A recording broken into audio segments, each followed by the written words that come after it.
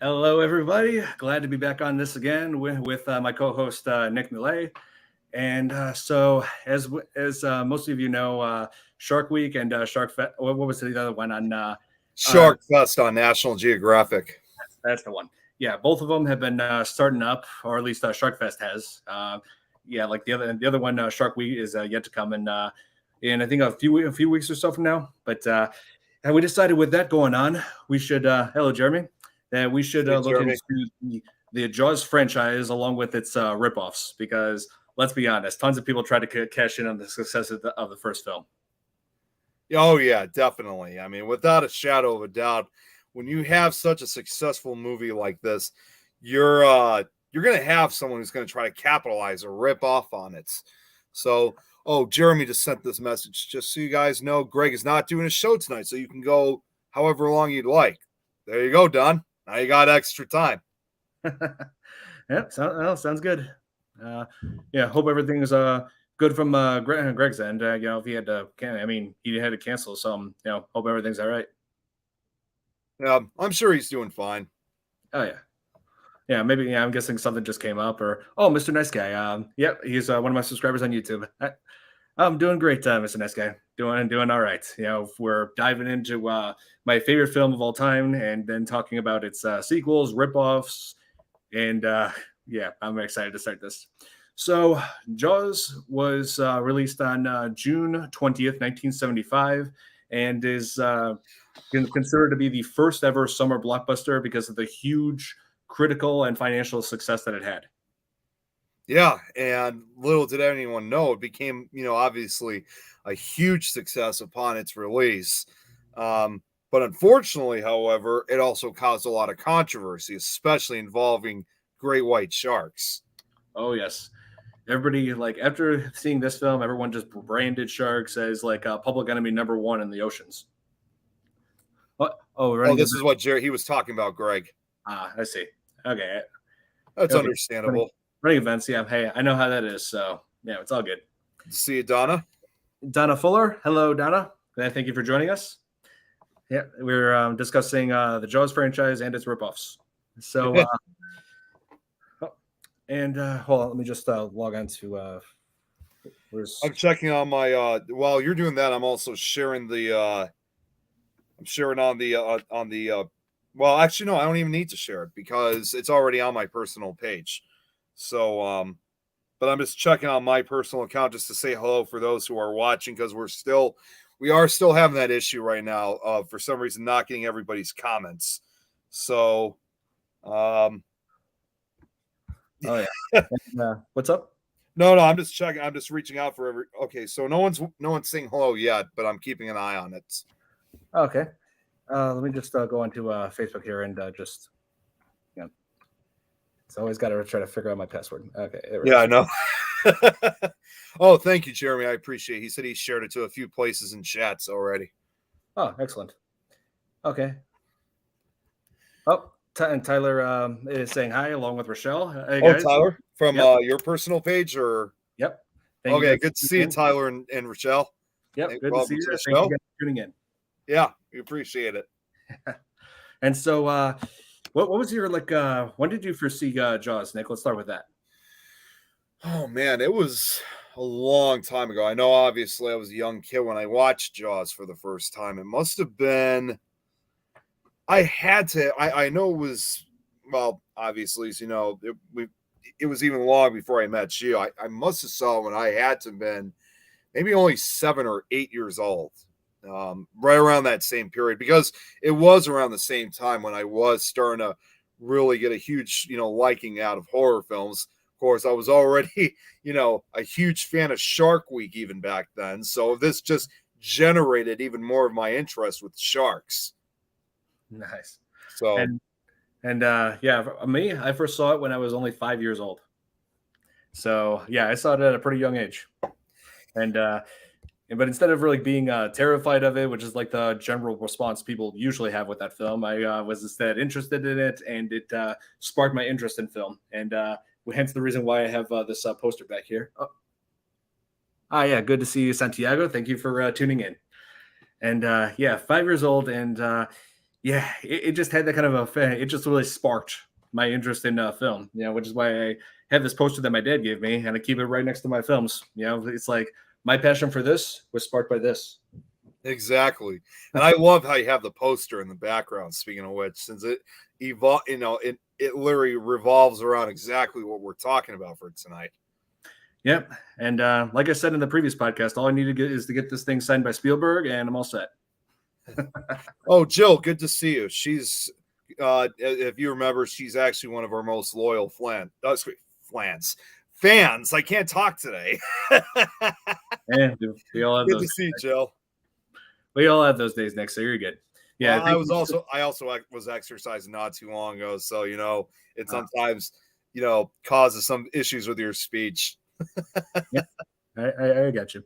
So yeah, this was hugely controversial because of the bad name that it's given for. Oh well, made sharks controversial because how it just showed a shark just going after people, just completely wreaking havoc on a small town, and then the sheriff, a marine biologist, and a local fisherman are going after it to take it down. Right. Yeah. Just really quickly, Don, I'm seeing comments here from the personal page. I just want to give a shout out for those. Adam Werther of Heft TV, he's watching. Good to see you. Robert White from Australia. Yeah, I can see you through here, but for some reason your comments are still not going through. And Adam just wrote this. He said, Jaws is my favorite horror movie. I just recently realized after 36 years of watching horror flicks. Nice. And he just wrote down, just randomly, get this, Don. He wrote down Gorilla Glue. Always that same old inside joke. I didn't encourage it this time. So anyways, go on. So yeah, this takes place on a island off the coast of New York when it was actually filmed around Martha's Vineyard in Massachusetts. I thought it was somewhere filmed around the East Coast. I was thinking to myself, was it around Massachusetts or was it like off the coast of New York? I couldn't quite remember exactly. What the issue? I mean, where it was filmed. It seems like comments on personal pages are not making it to StreamYard. Oh yes. So to everybody who's been posted comments from other forms of social media, other platforms, and the comments, some of them do not show up on here, and we do apologize for that. We'll try to acknowledge you guys and read your comments as best we can. Which is why I got a couple of pages here open from other social media platforms. Yeah, and that's why I'm checking on my phone so that way we can respond to anybody that is watching on the personal page. And in quite a good example. Now, Adam just wrote this. This is something about Jaws this time. I have a Quint Stolen Valor story for you. He said, remember this? Oh, let's get a little bit about the movie and then I'll tell you what he said. Okay. I think it's the word is Stolen Valor. Stolen Valor. Thank you. Okay. It's been a while. No, it's all good. So this is one of the most memorable things about this is that chilling theme made by John Williams, who I consider one of the best musicians in Hollywood history, with everything that he's given us, all the musical scores, not just for Steven Spielberg films and also for Star Wars, among many other things. Yeah. It's just music that you just never forget it, and it's not only just with Jaws. I mean, that's literally became the theme for like any shark. Like if you're like out in the open ocean and all of a sudden you see a shark fin or something coming up, that music starts rolling up. It gives you that message like, uh-oh. Yep. Oh, good to see you, Brad. Hello, Brad. He's another loyal fan of ours. Yeah. So yeah, Brad, we're just talking about Jaws franchise and its ripoffs on this episode. So thank you for tuning in. And let's see. So yeah, like I said, Jaws was the one film that single-handedly just sparked the fear of water in audiences across the globe. Exactly. Yeah. Tons of people who just were in constant fear of just going in the water because of that, whether it's beaches or even I've seen like stories about people that are afraid to swim in even a lake. Yeah, and which is actually, there are some beliefs. I mean, some people who are have quite a good reason why they're afraid of, swimming in lakes, especially if you live on, the banks of the Mississippi River or the New Jersey coast, or if you live like in South America, like the Amazon River or parts of Australia, Well, where yeah. unfortunately the terrifying thing is with some sharks is that there's actually good reason to be afraid because obviously I think we both know there is one species of shark out there that can live in both salt and fresh water. The bull shark. The bull shark. Exactly. Yep. That's correct. That's the only shark I would be concerned with. Like, that's the shark that I would be afraid of more than a great white, as they showed in this film. Because there are 3 reasons why I'd be cautious about bull sharks. Because they are one of the most aggressive shark species. They can swim in both fresh and salt water, and they like to hunt in shallow areas. Exactly. Which I always think, in my opinion, the bull shark is probably far more dangerous than the gray white shark is, because it's really an unpredictable one. We're always associated with the gray white, obviously, thanks to Jaws, but it seems like the bull shark is often overlooked. And if you look at even past shark attacks, going way back 100 years, everyone always thinks it's the great white. Even before Jaws came out, everyone thought, the only true man-eater was the great white shark. That's what everyone believed. What about the roach shark? He's starting his roach stuff again. No such thing. Yeah. Yeah, no such sharks. I already tell you. Thank God. Yeah. But unlike roaches, there are not that many great whites left. Because of the fear of the water that this film has put people through, and also the fear of sharks, that it's led to like massive shark slaughter, especially with great whites. Now they're like, I don't want to say like highly endangered, but there are not as many as there used to be. Although in some areas they are starting to partially repopulate, because in some areas they're now officially protected. So although that doesn't mean they're fully protected, because you still have a lot of the illegal trades that go on that still kill them anyway. Obviously, as we all know, for the most part, and Brad just read my mind. Shark fin soup.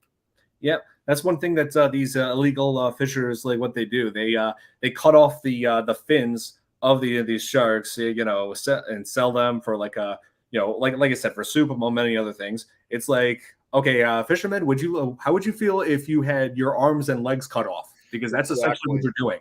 That's essentially what you're doing. And the shark, and the way how they do it, it's not necessarily to create taste. It's just to create structure in the soup. And I'm fortunate enough, I think you and I are both fortunate, that a lot of the major cities throughout North America, as well as now some of the other countries out there, are now, including Chicago, have officially banned shark fin soup. So that way, that's probably the reason why some great whites are starting to repopulate. But again, even without the shark fin soup reasons, it's amazing to me how even almost 50 years after Jaws came out, you have people who are still willing to kill them. Sometimes they just kill them for trophies and for prizes, which is just, such a harsh thing. Yeah, it's like, I'm surprised that only now they're starting to implement more of these laws against finning sharks. It's like, what, it took you like almost 5 decades to realize how wrong that is? Exactly. Adam here from my personal profile, he said, gotta go, guys, work early, but he is interested in hearing my thoughts on the quince theory, which we'll talk about a little bit later. So Adam, I know you gotta go, but we'll talk about it though at some point during the show, so we won't forget it. Yep, no problem. And you keep saying, here, Brad said, every habitat needs a balance, predator and prey. When you take away the predators, nature gets out of balance. That is absolutely true. Like, one of the biggest examples of that, like, I have a couple of cousins, they're like deathly afraid of spiders, and one of them, she said that she wishes that spider. Well, like, one of them said that they wish spiders would be extinct, and like that would be like a very terrible thing, because without spiders, the world would be virtually uninhabitable for us, because without the insects, biggest natural enemy, keeping the numbers in check, the insects population would spread uncontrollably. It's the same thing too with sharks, because killing sharks to make beaches safer is nothing more than a fallacy. All you're basically doing is just removing something from the ocean's environment that is desperately needed to keep the ocean healthy. Because put it this way, like with gray white sharks in this case, well, unlike what you see in Jaws, of course, obviously they're actually interested in seals, lions, on some occasions, some type of fish. They're like the hunters of the sea, basically. It's like the same way, like when we go out and we hunt for deer, when we're going out and hunt for deer, it's not always just for food and sport. It's also trying to keep the populations at a relatively controlled level. And without sharks, that would have disastrous consequences because you would have, all these animals repopulating, and eventually it would destroy the entire ecosystem. So, in other words, once the sharks are gone, it won't be long before other things follow. Yep, exactly. And let's see. Oh, here. Mr. Nestor said, Don and Nick, do you like Jaws 3 SeaWorld? Yeah, Jaws 3, it's like, well, it's all right, but I'm not too crazy about it. That's some silliness to it. Like when I think of it's like when I was a kid, I went to SeaWorld. I'm thinking, wow, this is great. This is where they filmed Jaws 3. Okay, nice. But when I think about it as an adult, I'm just thinking, what kind of promotional advertisement is that? Having a killer shark, having a movie made about a killer shark wreaking havoc on your resort. I mean, in the beginning, when Steven Spielberg originally wrote the book, not him. That was I can't remember who was the guy's name who wrote the novel. I can't remember. What was it? Peter Benchley. Peter Benchley. Thank you. I got the names confused. When Peter Benchley wrote the book and when Steven Spielberg made the film, like a lot of filmmakers in those days, they were just only making a movie, that would just be beyond comprehension and also something that we truly never believed could happen. In other words, they were just making a good horror story just to scare the hell out of a lot of people, given this belief that there was a giant killer shark that preys on humans. Yeah. But some people sadly kind of took it a little too far and thought that all of a sudden, sharks that we studied that have been around literally now for 400 million years were man-eaters. But long before even humans ever came, long before even the dinosaurs, all of a sudden we look at them as like these horrible man-eaters when unfortunately, for whether people wanted to believe it or not, that was not the case at all. Never has been, never will be. Exactly. Yep. Oh, here. Let me pull up another one. Yeah, Brian makes a good point. Most shark attacks are also them misidentifying what they're really attacking. A person on a surfboard looks like a seal. Yeah, because that's the thing. Sharks rely heavily on scent. That's like one of their biggest senses they use for hunting. I mean, their eyesight, I hear, is not the best. So they see you on a surfboard from like an underneath view. They think it's a seal. One of their favorite food sources. Well, I heard they do have good eyesight, but it's just sometimes if they're like in dark, murky water. Because the reality is, sharks can see in color, and actually at times they have very similar vision we do, but they operate on a much different level than our own eyes, and also have different senses. Because unlike us, sharks do have a sixth sense to it, which is those little hairs, which this extra sense is known as the lateral line. Yes, that's true. Because dark murky waters are tend to be like where attacks are like more frequent, but often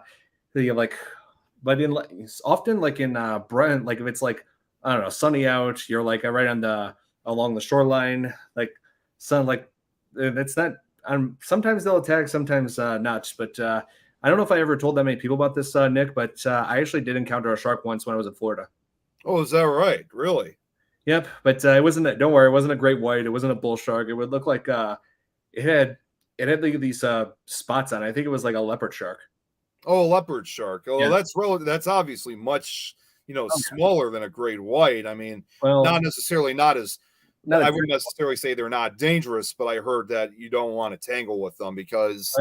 I don't know if they're the type of ones that stay like on the ground surface, but if they do, they usually bite if they get stepped on. Yeah, because this one was not that big. It looked like it was about, I want to say 3 or 4 feet. I couldn't like analyze the size of it. It just because what happened, it was a very brief encounter. Like I walked out, I was probably like waist deep in the water. And then The shark, I saw it for like a second. It just stopped in its tracks when it saw me and just darted off. Wow. So so that shows me that sharks are not always out to get you. You know, like sure that shark could have come up and taken a chunk out of my leg, but why didn't it? Because very very simple. It doesn't see me as a food source, and it had wanted nothing to do with me. It just went on its way, you know, and I went on my way. But I will say this: the only thing that ever did get me out of the water, and this is when I was in Galveston, Texas. Yeah, Oh, Galveston, yeah. when I was with my ex, my college girlfriend. When the only thing that got me out of the water that day was seeing a jellyfish about 2 feet ahead of me when I was walking.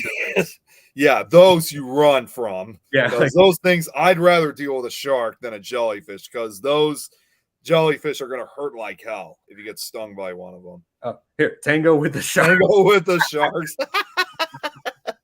Nice, Joe. I got to point out for you, Don. I mean, with what you just said too. Perhaps the reason why this leopard shark may have swam away from me is it was obviously probably clear to that you were much larger than it was, and we've seen a lot in a lot of shark videos in which you see even with great white sharks, you see them gathering around, trying to grab, like if it's like at a whale carcass or something that they eat, and then all of a sudden they all swim away, and that makes you wonder, something even bigger is coming this way, like something even bigger, badder, stronger, mightier.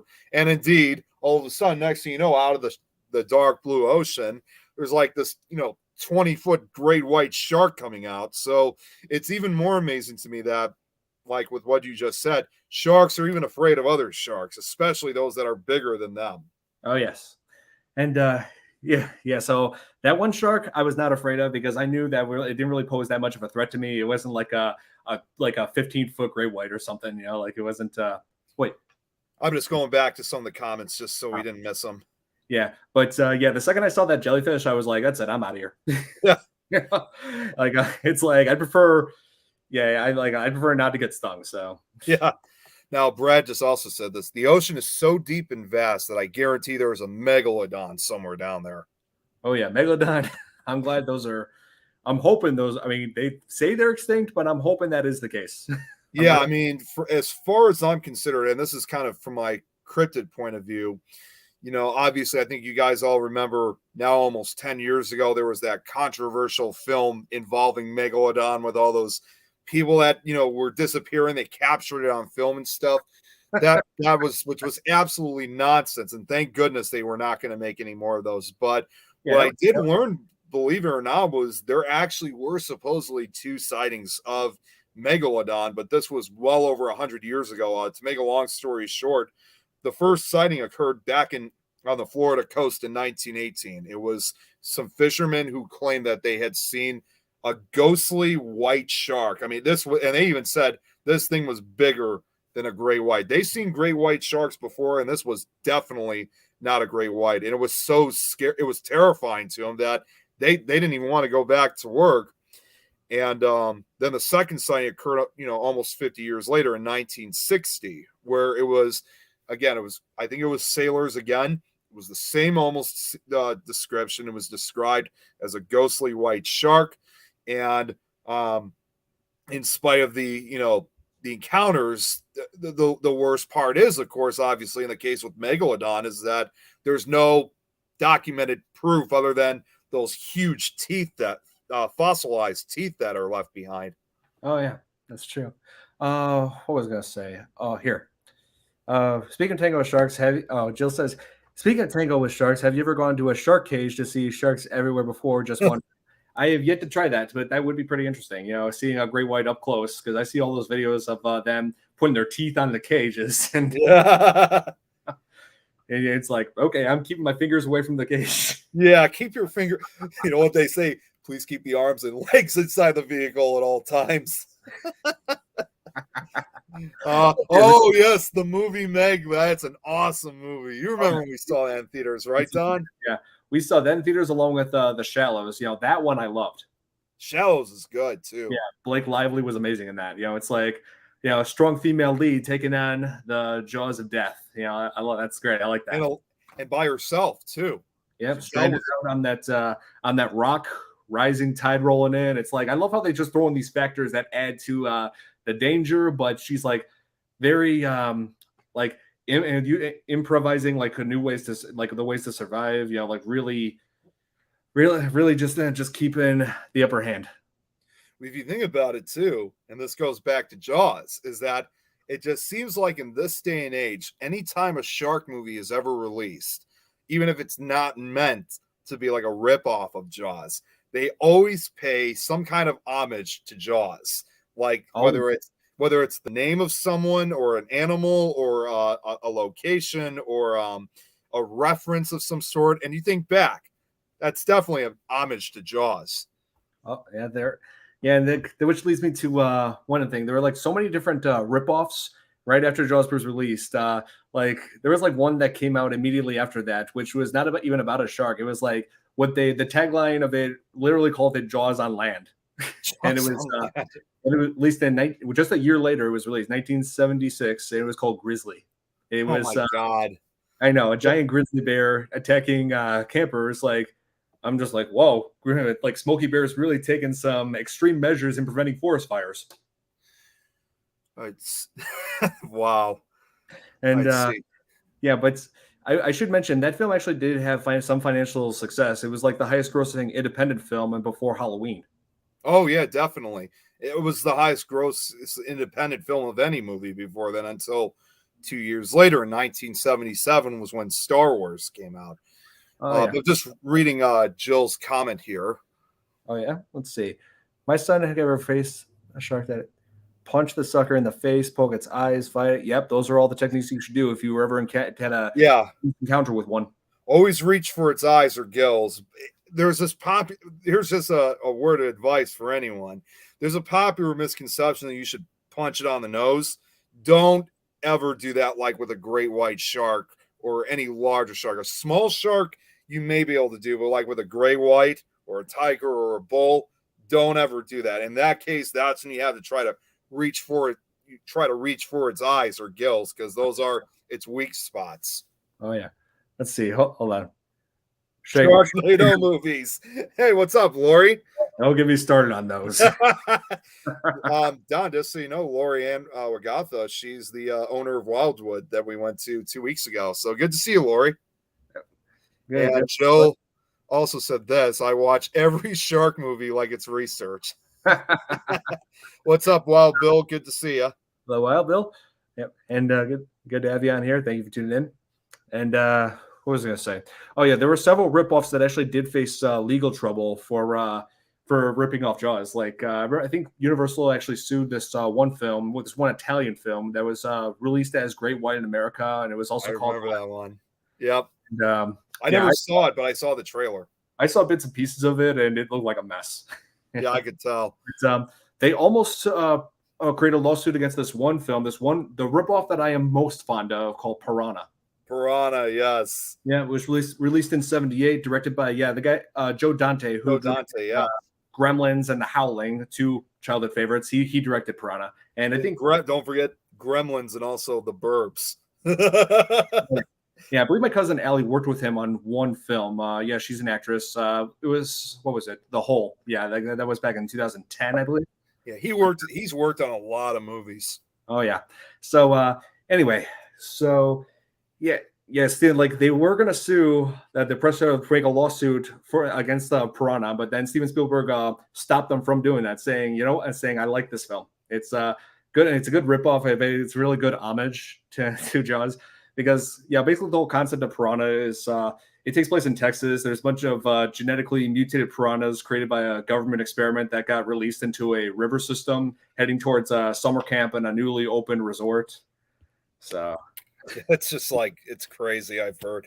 And it's kind of funny when you think about the two movies, Jaws and Piranha, how its ratings. Because when Jaws came out in 1975, in spite of the partial graphic and goriness of it, it got a PG rating, which you certainly don't see with movies nowadays. Like, you see anything like that, they're like, yep, that's definitely R-rated. But with Piranha, that itself got an R rating.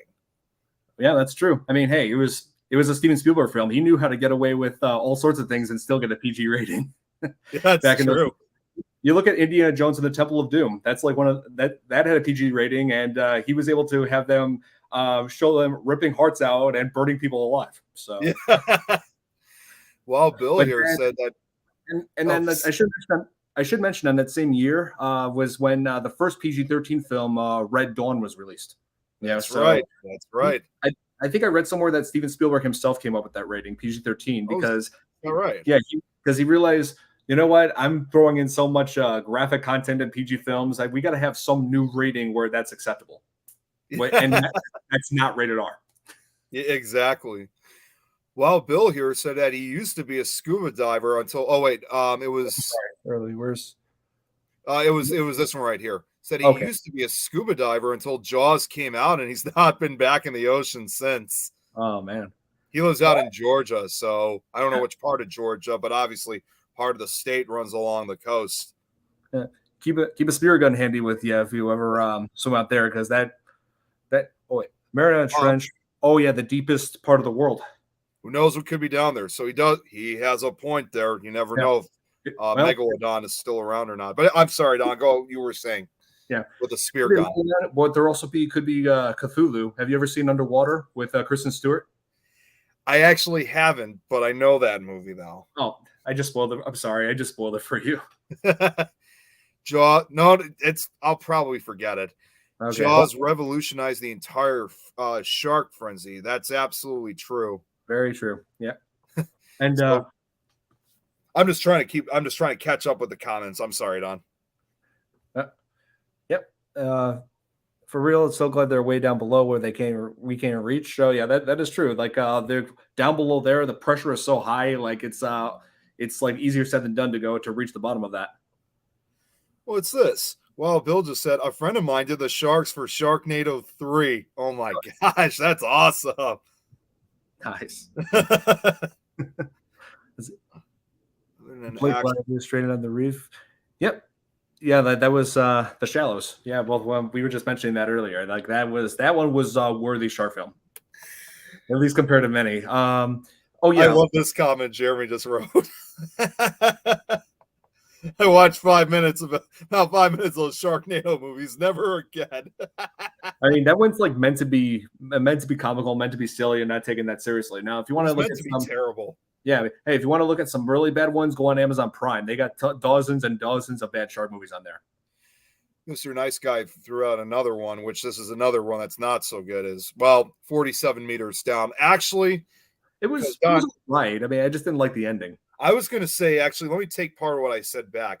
For the most part, 47 meters down was good, but the ending was really disappointing. So, because I was expecting something much more better, for lack of a better term. Yeah, they just faked us out at the last minute.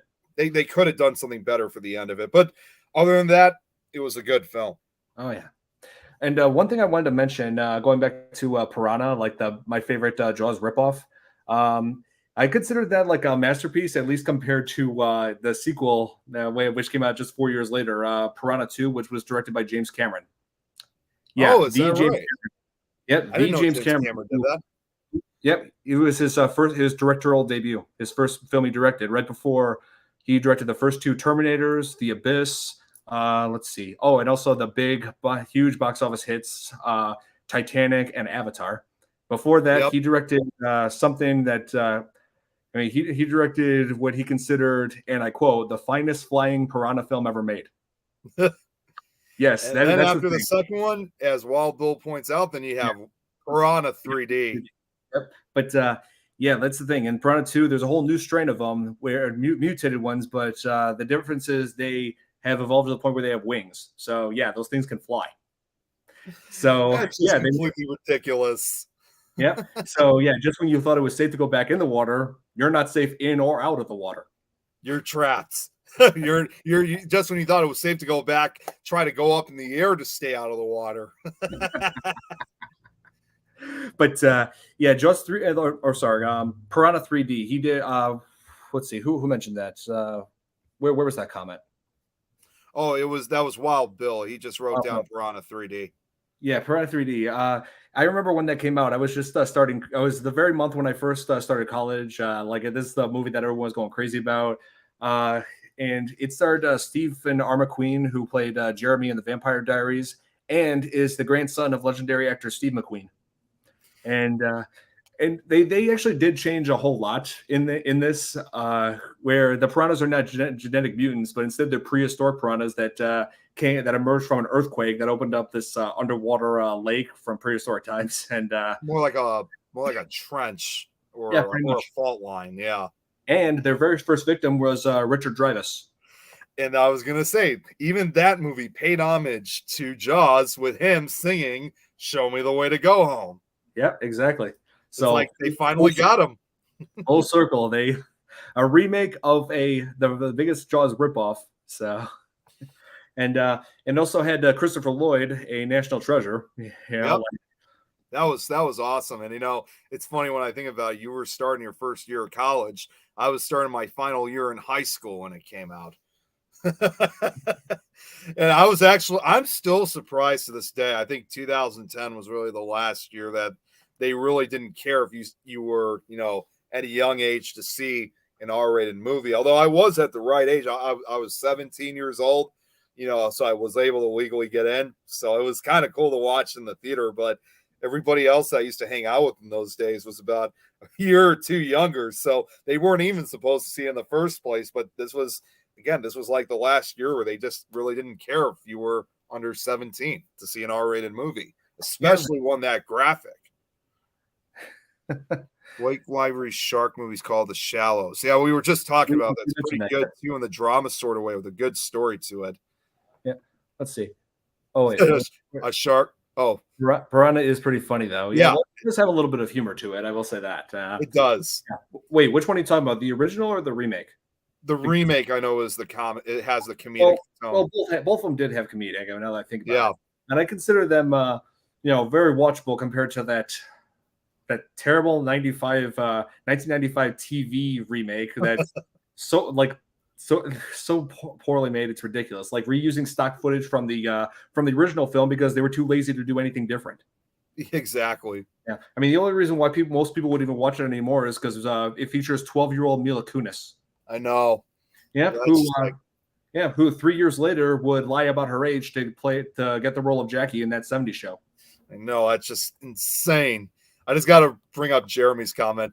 This was going back to Jaws. A shark movie got a PG rating, and PAA should be fired.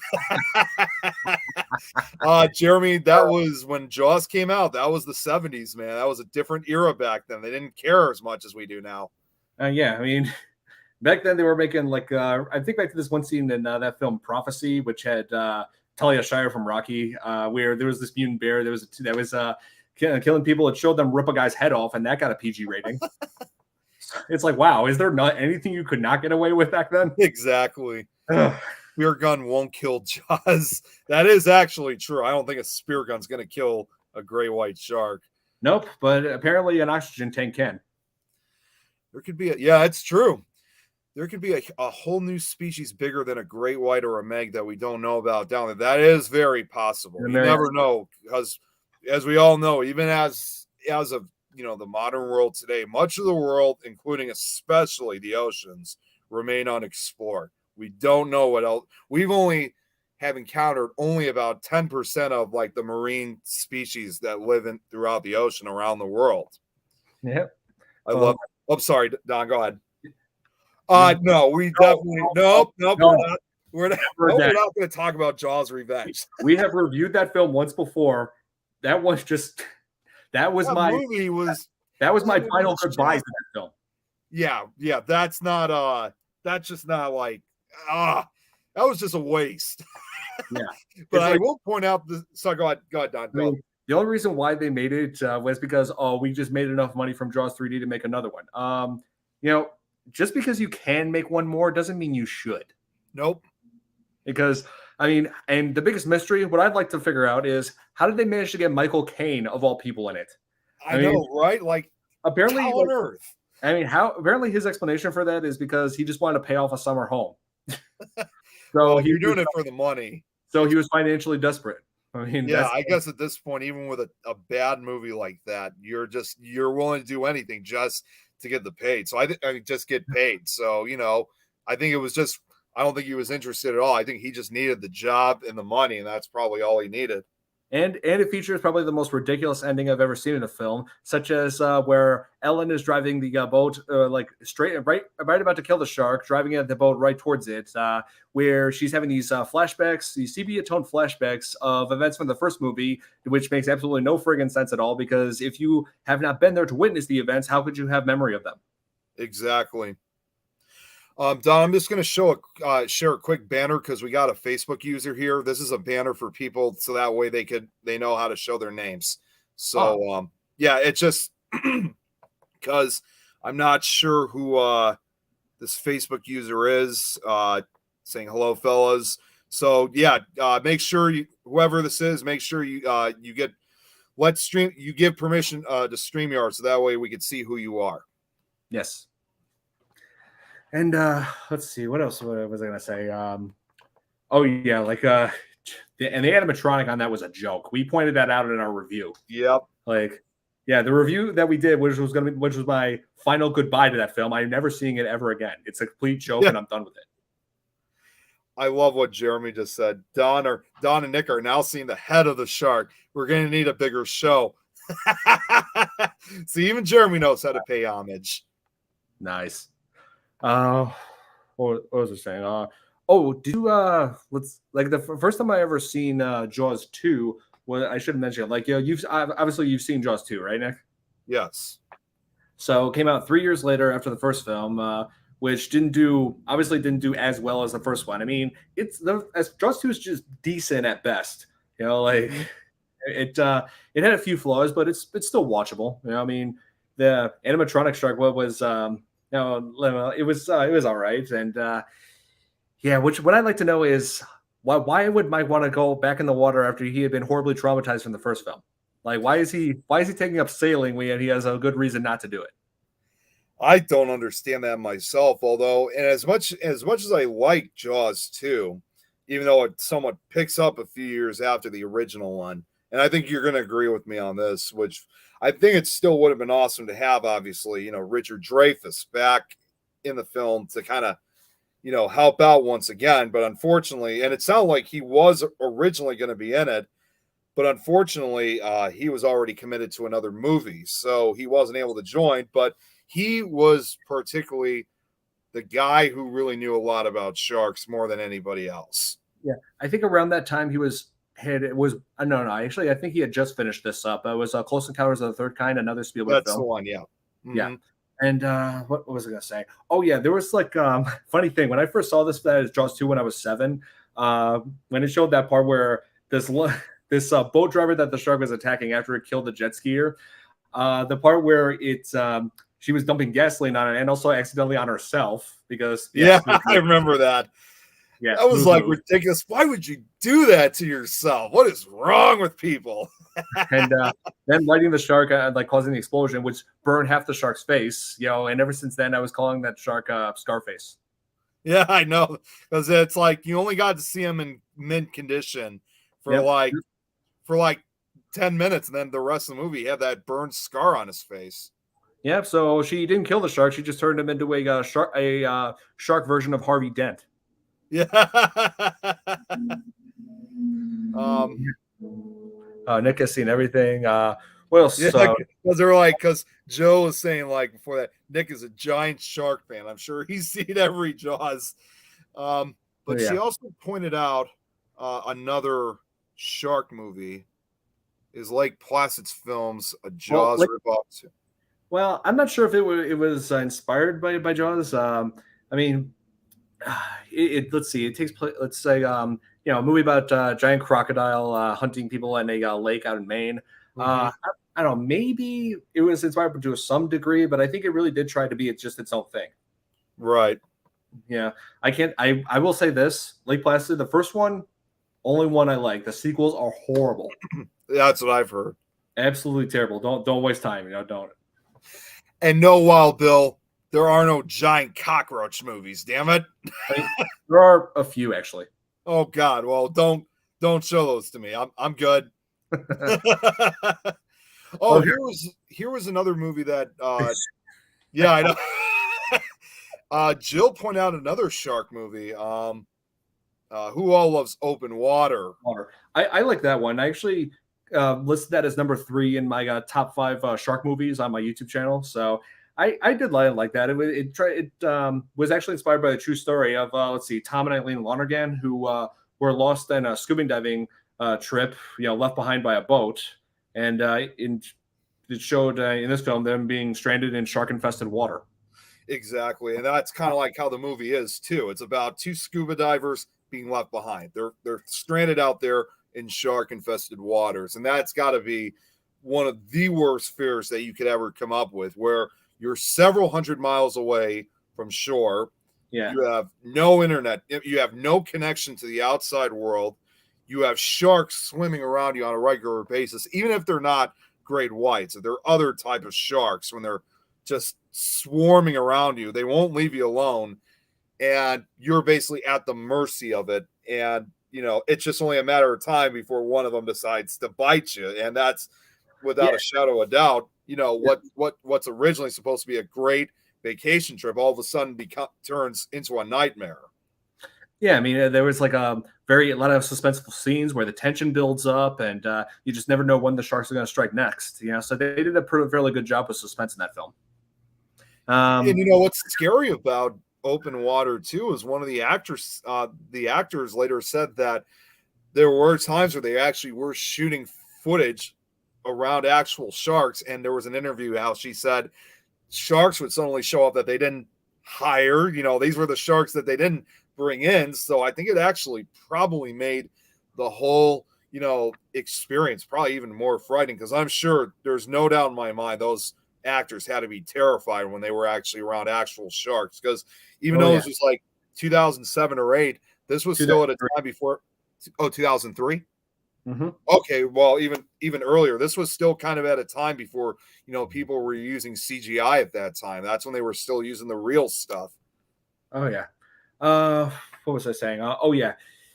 What I also wanted to say was there were 2 sequels to Open Water. The Open Water 2 was not about sharks. It was about people who were stuck in the water because they were too stupid to not drop the ladder before jumping in. Yeah, like what is wrong with people? Like jumping off the boat without lowering the ladder, and there's not even any sharks in it. Yeah, and also you left a baby on the boat, man. And also they claimed it was based on a true story, which is not. Not surprised. Not surprised with how dumb some people in this world are. I'm not surprised. I mean, I'm sure there are cases like that where stuff like that has happened, but not like something like what you see in Open Water 2. I mean, seriously, if you think it's really okay to jump off a boat and not lower the ladder, and again, you're miles away from shore, and not think anything bad's going to happen to you, you get what you get, of course. Yeah, and then there was Cage Dive. I'm not going to call it Open Water 3 because when they originally advertised this film, they called it Cage Dive, and the only reason why they slapped on the whole Open Water 3 is because they thought it would do better success, more advertising. It's like, yeah, we already know this film has no connection to the previous 2, so this obvious attempt to make it look like something it's not doesn't work. Exactly. I got to show this what Brad said. Don't hate me, Nick, but he has never seen a Jaws movie. You've never? What's wrong with you, Brad? I'm at a loss. I'm at a loss here, man. You need to see. I got nothing. I got it. Even Jill's like, Brad. So heartbreaking. Pick up a copy and see this film for yourself. Experience this masterpiece. For real. You need to see it, Brad. Man. Let's see. While you're looking, I'm looking at the comments from my personal page. Oh, Marty's on. Oh my God, I got mad when not one was dropping the ladder first. Yeah, exactly. It's it's like, how do you I feel like just the fact that they left a baby on the boat and the fact that they were just willing to make dumb decisions just demonstrates that maybe they're not ready to be parents. Marty says, just from the personal comments, I think he's talking about, think he's talking about 47 meters down. The story was okay, but the graphics were terrible. I'm not sure if that's what you're talking about, Marty. Marty. The first Jaws was the best one in my opinion, and he also said, "Wonder if they made one more Jaws movies with today's tech, if it would be any good. Couldn't be any worse than Jaws: The Revenge, of course." Yeah, I mean, I'm just glad that I'm actually glad that Back to the Future Part 2's prediction about Jaws 19 did not come to pass. Yeah, but I will say this, Nick, I am still waiting on those flying cars. Yeah, that's so true. And even they've came along to the future. The actors that played them, man, they still don't see them. I gotta bring this up. Brad said he's a sci-fi nerd, and now everybody else is like, "Get out of here, Brad." Okay, well, Bye, Brad. Hey, easy. Let's easy there, people. Yeah, I mean, they're joking. And then Marty here, it's like saying, "Brad only watched the first one." I only watched the first one. Okay, so he's watched the first one. That's the only one that's really worth seeing if you want to experience the best of suspense and filmmaking. Yeah, but what else was there? Let's see. Oh yeah, I wanted to also go back on what was it? Jaws 3D. Like I said, like I'm not the biggest fan. I will say this right now, not the biggest fan of 3D. I mean, there are some times where it does work, where it kind of like immerses you into the film, which is what it's intending, but often it just doesn't create the proper effect for it. It doesn't. And, they only made it as Jaws 3D because a lot of horror movies, especially because if you think about it, it was released in basically the third year of the 80s, which was 1983. And that was basically the year where you had more second sequels than any other year. You had Jaws 3D, you had Friday the 13th Part 3D, you had Amityville 3D, and they were all branding as 3D movies. And obviously they were only doing that because they wanted to try to get, a more, well, not necessarily more attention, but wanted to get more success, saying that, oh, it's in 3D. Let's go check it out. When unfortunately, the reality is with some of those movies, it wasn't even made to be 3D to begin with. And like you said, some of the effects were, even if it did have 3D, the effects were just not that great to use. And there were times when they would just throw it to you on the screen, even without 3D glasses. Exactly. Like, oftentimes in 3D movies, they just do this. Make it look like this is coming out at you. Like, it just looks really awkward. Jeremy makes a good point. The 3D attempted on Friday the 13th were terrible. Yeah, that's true. I mean, I got hang on. I mean, the Friday the 13th that I own, it has Friday the 13th 3D, obviously, but the 3D features, like if you want it, you have to get your own 3D glasses. So even the guys who made this didn't have much faith in the 3D aspect of it. Marty here said he's seen Jaws 3D in the theater when he was a kid. Oh, really? Yeah. I think my dad may have seen it, guys. I know my dad saw the first movie in theaters. He was in high school at the time, and it was like the must see film back then. I think he might have seen the third one in theaters. I mean, if I remember correctly, I'm not sure, but a few of my family members did. But we got a question here from Brad. Do you think Jaws would be as successful if it was made today instead of back in the day? I think it could have.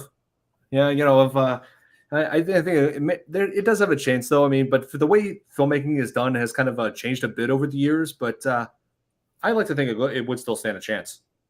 Yeah, I definitely think so. Yeah, I mean, it has just about everything: great acting, great characters, great music, excellent suspense, excellent, and terrifying monster. So, yeah, I think it could be successful if it released today. I mean, hey, people go see it again today. Go out and when they have like a big screen showing of it on a lake, and people come out there just floating on the water. That is on my to-do list. I seriously would do that.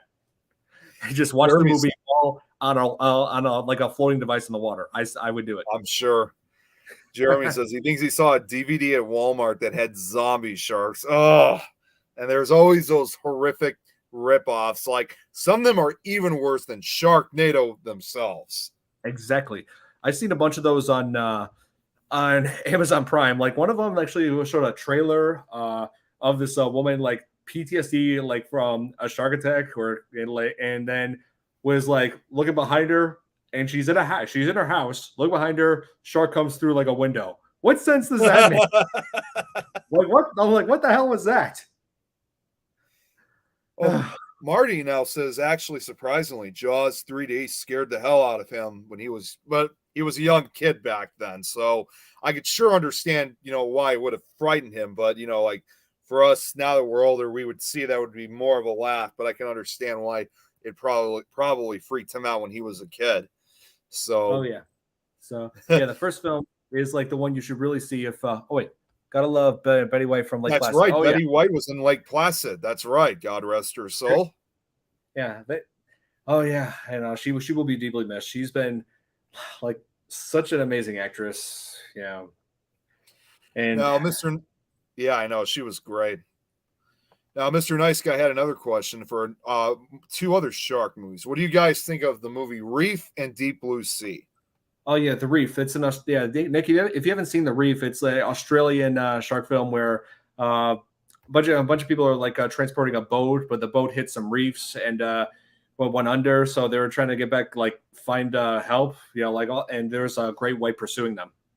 Yeah, that one had some good suspense. That one I did like. I actually featured it also that on my top 5 shark movies. That along with Deep Blue Sea.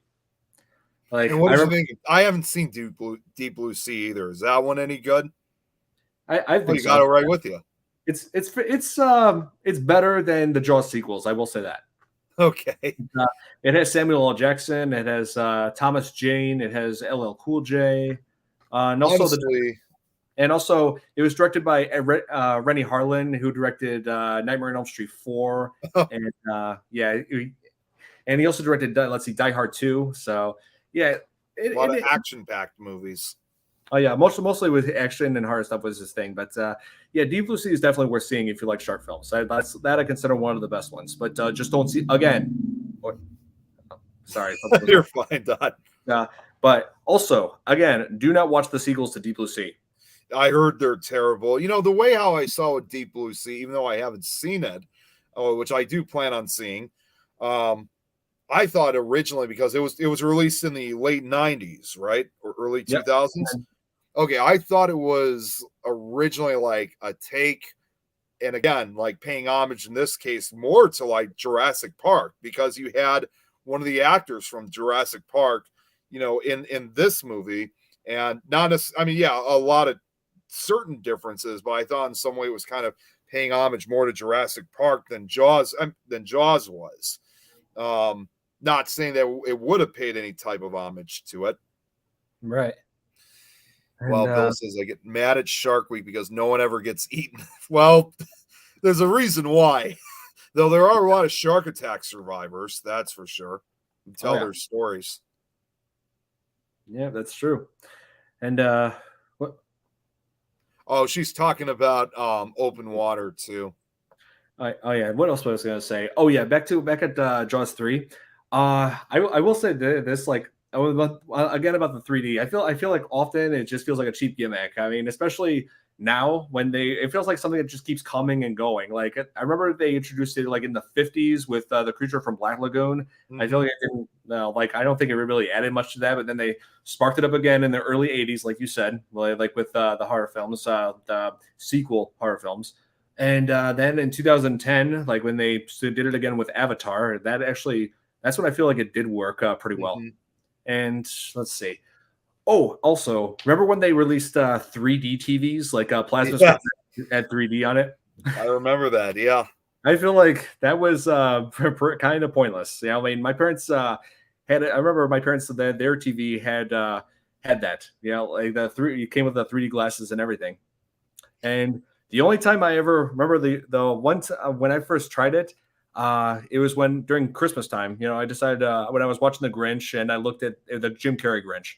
I looked at 3D. I found the 3D glasses and okay, so maybe I'll just program them and see how it works.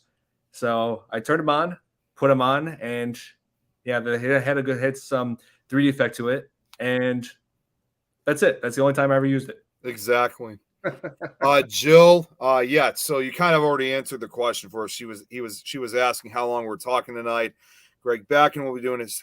Yeah, Jeremy told us that we can go on however long we want, so we're not in a terrible rush. Yeah. So yeah, we can continue this as long as we need to. We can Just keep saying. this discussion water that been allotted for. I'm sorry. I'm just trying to catch up with all the comments with everybody. The world lost a treasure when she. Oh, They're talking about Betty White. Now, Brad just said this to me personally. I'll make you a deal, Nick. I'll watch Jaws if you watch a movie of my choosing. I can imagine. Oh my God! Look what's happening. No roaches, Brad. Jeremy's like, don't do it, Nick. It's a trick. It's a trap. Yeah, and then and get this. He says, I've seen so many shark movies, just not Jaws. Wait a minute. Wait. Hang on a second. I gotta say this. I'm sorry. I gotta say this for Brad because I know him. So you're telling me, or telling us, let's say that you have seen so many shark movies, but you have not seen Jaws. Really?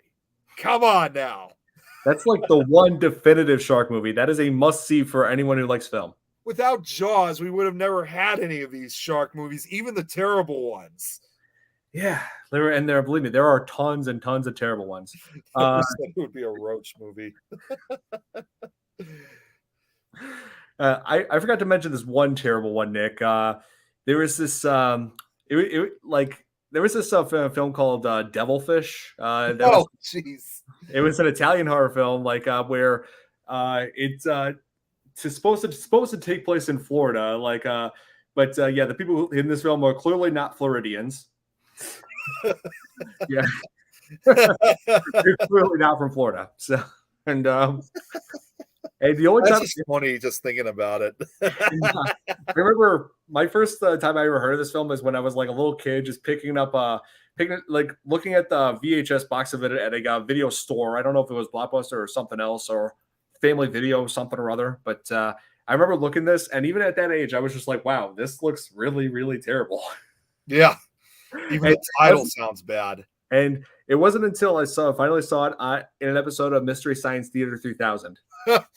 I would not have been the least bit surprised if it ended up on MST3K, because that sounds like that's a movie where it fits just right in with that show. It's perfect with its, they featured all kinds of terrible, laughably bad things on that show. So it was ideal. It was bound to happen.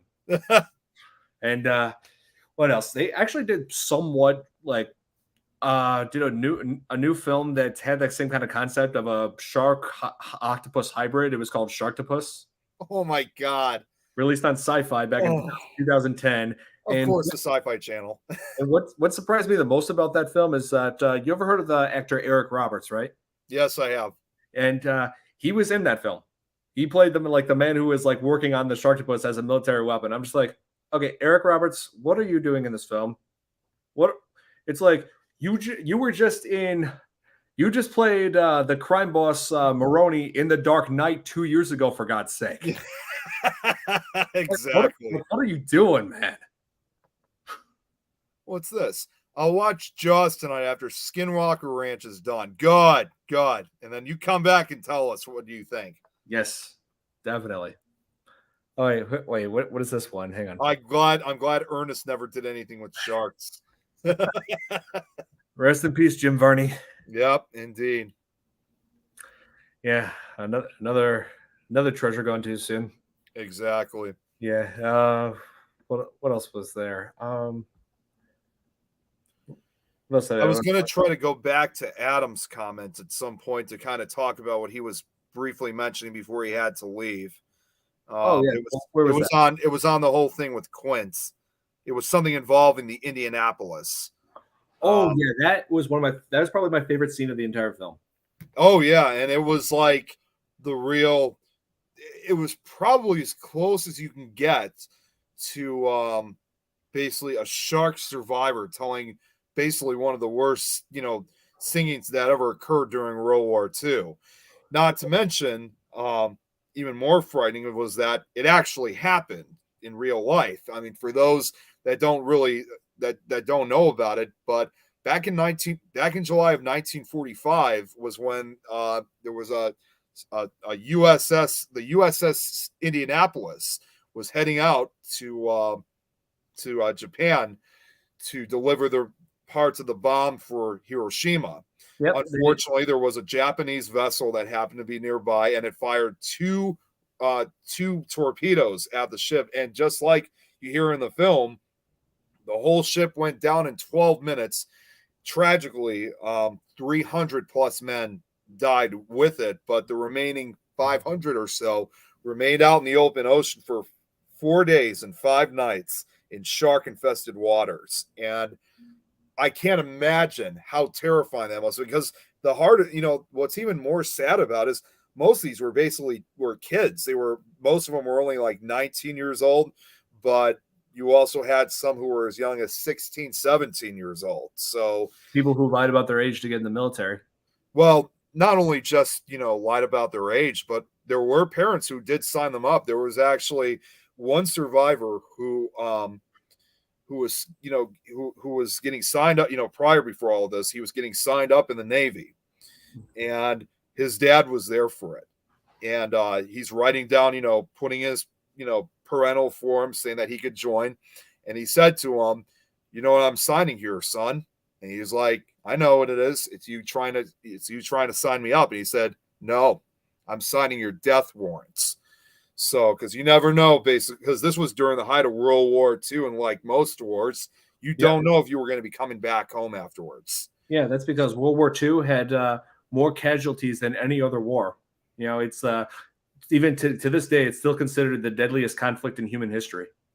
And in this case, with the USS Indianapolis, they actually consider this the worst shark attack in history. Although surprisingly, the most amount of shark people of these men who died actually didn't really die from the sharks themselves. And here's the other reality.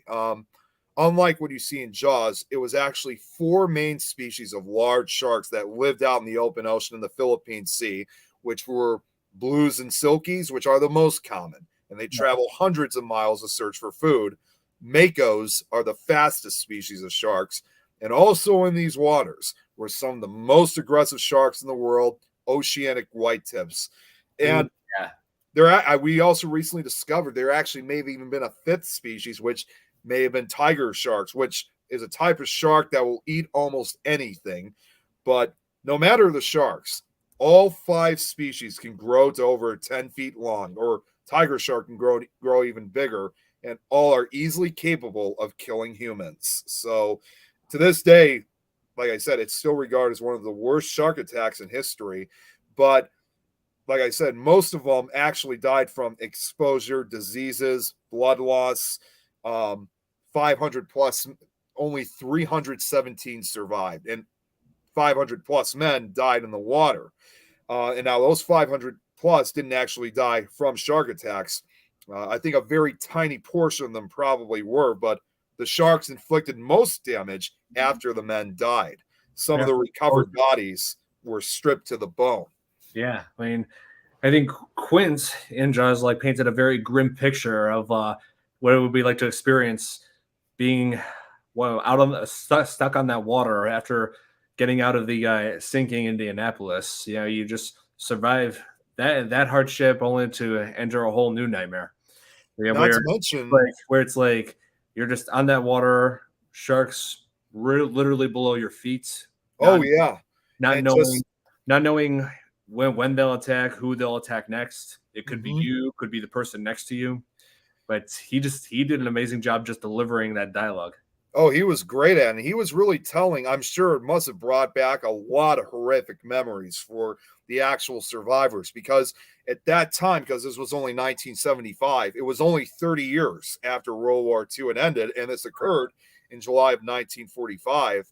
So it must have been, a horrific, setback for a lot of these people. In fact, the survivors, the few remaining survivors that are still here today, tell almost a similar story. They'll even say the first day they must have had 100, 150 sharks around them all day long. And it was just a horrifying experience, being in the water, don't know if they're coming to get you. Yeah, man. Oh, Jill wrote this down. Oh, my pleasure, Jill. Wow.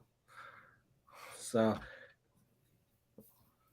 I know this isn't the Shark Tank movie, but it is Deep Blue Sea. I like the Abyss with the intelligent sea creatures, alien. Like it's pretty cool idea that an alien life lived way down in the ocean.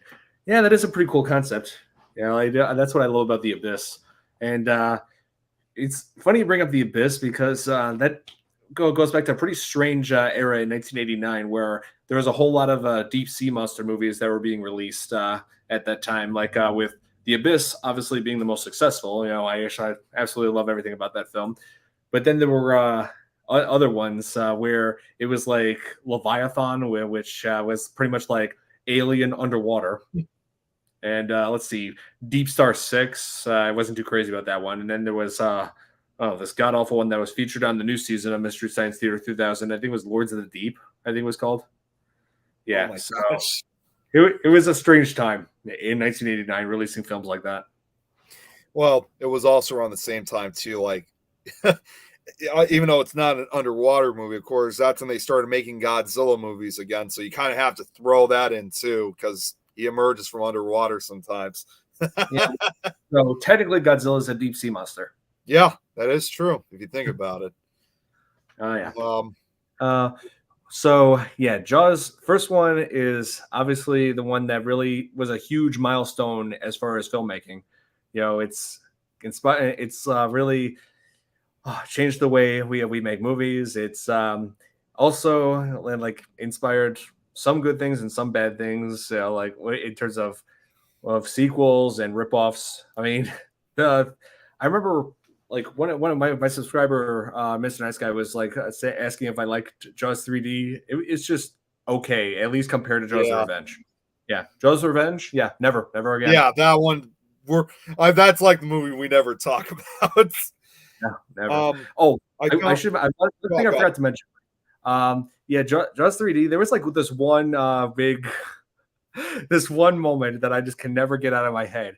You know how the first death in the film, like where it was the maintenance guy who was fixing up the gates, and yeah, he gets attacked, and it has and you see like a severed arm. Then later in the film, you see the rest of the body that goes with that arm surfacing where in the aquarium, where you see like all these people and they're screaming.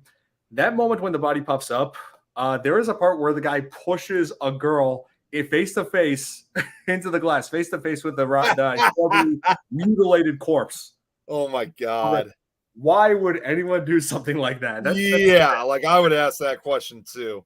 That's just sick. Like, what's going on in that guy's head, though? I want to say it's like, oh my god, it's a horribly bloody, mutilated corpse. Here, hon, go get the face away. Like, give him a kiss. Yeah. Jeremy makes a good point. Every groundbreaking movie is going to inspire other awesome movies and also real stinkers. That's so true. It's the story of Hollywood. That's Hollywood in a nutshell right there. So Godzilla is a shark too, but a monster. We love Godzilla. Oh, here, Mr. Nice Guy was responding to what I said about that face-to-face corpse scene. Oh my god, wow. Yeah. That's scene in a nutshell right there. Oh my god, wow. Oh, I found that comment. Here's what I was looking for. Adam said, in this regards, like I said about Quinn, he said, turns out he gets the Indianapolis date wrong in the movie and begs the question if he was really there or was just a crazy fisherman.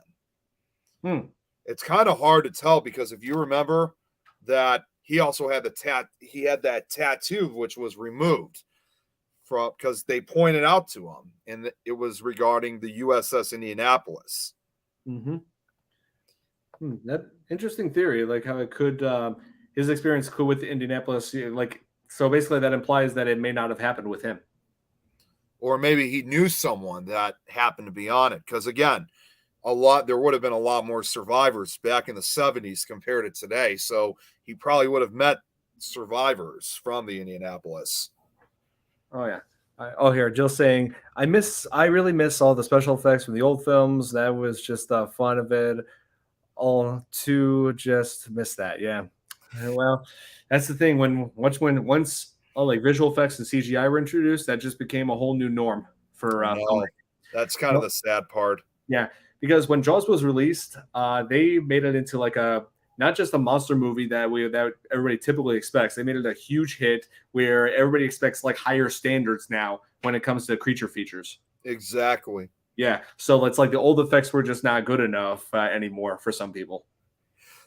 Oh, what's this? Brad just said this. Just turned in Jaws just for you. Can't guarantee I will like it. Oh, he turned it on. Can't guarantee I like it. Oh, come on, give it a chance, Brad. Turned on. Yeah, that's what he meant to say on. Yeah. Okay, I got you. Oh, wow. It yeah, Jaws is just one of the films that I will never forget. But it did inspire like quite a few ripoffs that I wish I could forget. But Yeah, including I'm just going to bring up one, just one, because obviously, as you know, I did a slideshow on this, and this wasn't even a shark movie to begin with. But let's just start off with this. Obviously, obviously all too well, like with the movie Amityville Horror, right? oh, I know what you're gonna say. Yep. And the first couple movies, it inspired the original franchise, which I'm going to say right now, in the official franchise, there's been like 11 movies since the official movies since the original film came out. And yes, that does include the remake. But starting around what I think 2014 or 13 or maybe 2016, actually, there was a whole bunch of other low budget, basically student movies that were made that used the term Amityville, but had nothing to do with the house whatsoever. And they literally went to the extreme, and they actually even went as far as to making a shark movie with Amityville in it. And I was like, are you freaking kidding me? They actually went that far to make a shark movie and use the Amityville title? Give me a break. I think I saw that featured on Amazon Prime when I was scrolling through movies the other day because they put – I mean, don't get me wrong. Amazon Prime does have good stuff on it, but then there's also lots of terrible things. Yeah, I mean, they've even had Exorcist Shark. They have Virus Shark. They have they got the Santa Shark. Santa Shark. They have Mega Shark versus Giant Octopus. Mega Shark versus Mecha Shark. There's so many terrible ripoffs. It's like sand sharks. There's sand sharks too. Too many bad ones to count. Giving it a chance with no promises. He's more of a side. Well, just give it a Brad. Whether you're a horror film fan or not, everybody has seen Jaws. That's just the bottom line. That's like the one movie you got to see. Now, Jeremy has a good question here. This is a good one. I wonder what Stephen King would do if he did a shark story. Oh, good question. Yeah, I mentioned like for him to pull off a shark story, it could be tough, but maybe not impossible. I mean, no, don't start with Jaws the Revenge. Do the original one. No, first film only. Here, I'll even if you'd like before we edit, I'll even show him the trailer. I could show him the trailer from here. Here, it looks like this. Only this. Oh, Jeremy's already got me covered. Brad, watch it and report it back to us on Supernatural Talk, our show on Thursday. Yeah, do not start with Jaws the Revenge. No, that one is Jaws. I'll tell you right now, Jaws the Revenge is basically everything the first film isn't. Exactly. Dull, boring, completely uninspired, has the worst animatronic I've ever seen in my entire life. It is a complete waste of time. It's not worth it. Jill has another one. But they have made a shark alien one like yet on another planet like Alien. What? You know about that or which movie is this, Jill? I'm not sure what it is. Yeah, see? Even Mr. Nice Guy saying, Brad, start with Jaws 1. Oh, here's what she's saying. They need an interplanetary Jaws made. Who will direct this for me? Nope, I'm off. Okay, so are you saying you might give Jaws the Revenge a thumbs down? Thumbs down. Double thumb. And if it was possible to do that with my feet, I would. Oh, she's asking if there is one. That's what she's asking. I see. To my knowledge, no. I don't think there's like an outer. Well, actually, If you count one of the Sharknado movies, there was I think there was one scene where there was a shark that did fly into space. So if you count that, then yeah. Oh my god! And, you know, if I can give a trivia fact about, because I've only seen the first Sharknado movie. Yep, yeah. Brad, you're right. Jaws in space. Let But me look up. Hang on. while you're looking that up, I'm going to say this. If any of you guys have seen the first Sharknado movie, what's funny about that is the footage they use for the sharks is obviously very recognizable footage for two reasons for me. It's because the footage that you see of the sharks swimming, you could clearly see that it's stock footage that was probably taken from Shark Week. And then the other footage of like the waves coming in, you know, like the waves that, like, you know, like those close, and it looks like it's old fashioned footage. You know what I'm talking about? Where the waves are coming in, it looks like it's like made from the 60s. Well, guess what? I know where that footage is from. First of all, it has nothing to do with sharks, but it's actually footage from Hurricane Camille back in 1969. They're using actual hurricane footage from the 60s to give that look with the water coming in and stuff like that. I'm like, I watch, I'm like, wait a second, that's footage of Hurricane Camille from 69.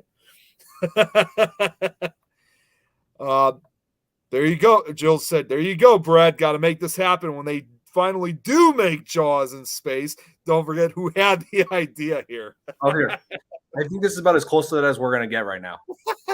That's funny. That literally looks like the shark from Jaws 3D. Yeah, this is Sharknado 3. So he was right. There's another shark movie I thought of. This was released now over 10 years ago. What was that movie called? Shark Attack 3D. What did you think of that? Shark Attack 3. No, Shark Attack 3D. It was in 2011 it came out. Oh, okay. That must be something else. Because I thought you were talking about Shark Attack 3, which actually had a Megalodon. No. Not that one. No, they did a Shark Attack 3D. Oh, okay. That was more of a... You never saw that one, or... Don't believe so. Well, basically, what the plot is, it's about, again, once again, some college kids that go out to a lake that, to spend their summer, or whatever it is, and they encounter different sharks. Even though this is a freshwater lake, they're encountering great whites, bulls, tigers, hammerheads, cookie cutters, blues, silkies, sand tiger sharks. All these other, with the exception of the bull, all these other sharks that could never survive fresh water. And it was basically let's just put it this way. It was eventually revealed that it was people that put them in there, and they supposedly said they were huge fans, and they were actually inspired by Shark Week to bring these sharks into the lake. What reason? I have no idea. I can't remember. But, the fact of them trying to bring all these sharks and somehow survive fresh water and kill these people, that's like, even if you tried doing that in real life, there's never a chance. Oh, Mr. Nice Guy is saying I've seen it. Oh, I think he's referring to Sharknado 3. Sharknado 3. Yeah. And then you were showing this comment of Jeremy. Make it a super large shark that devours worlds.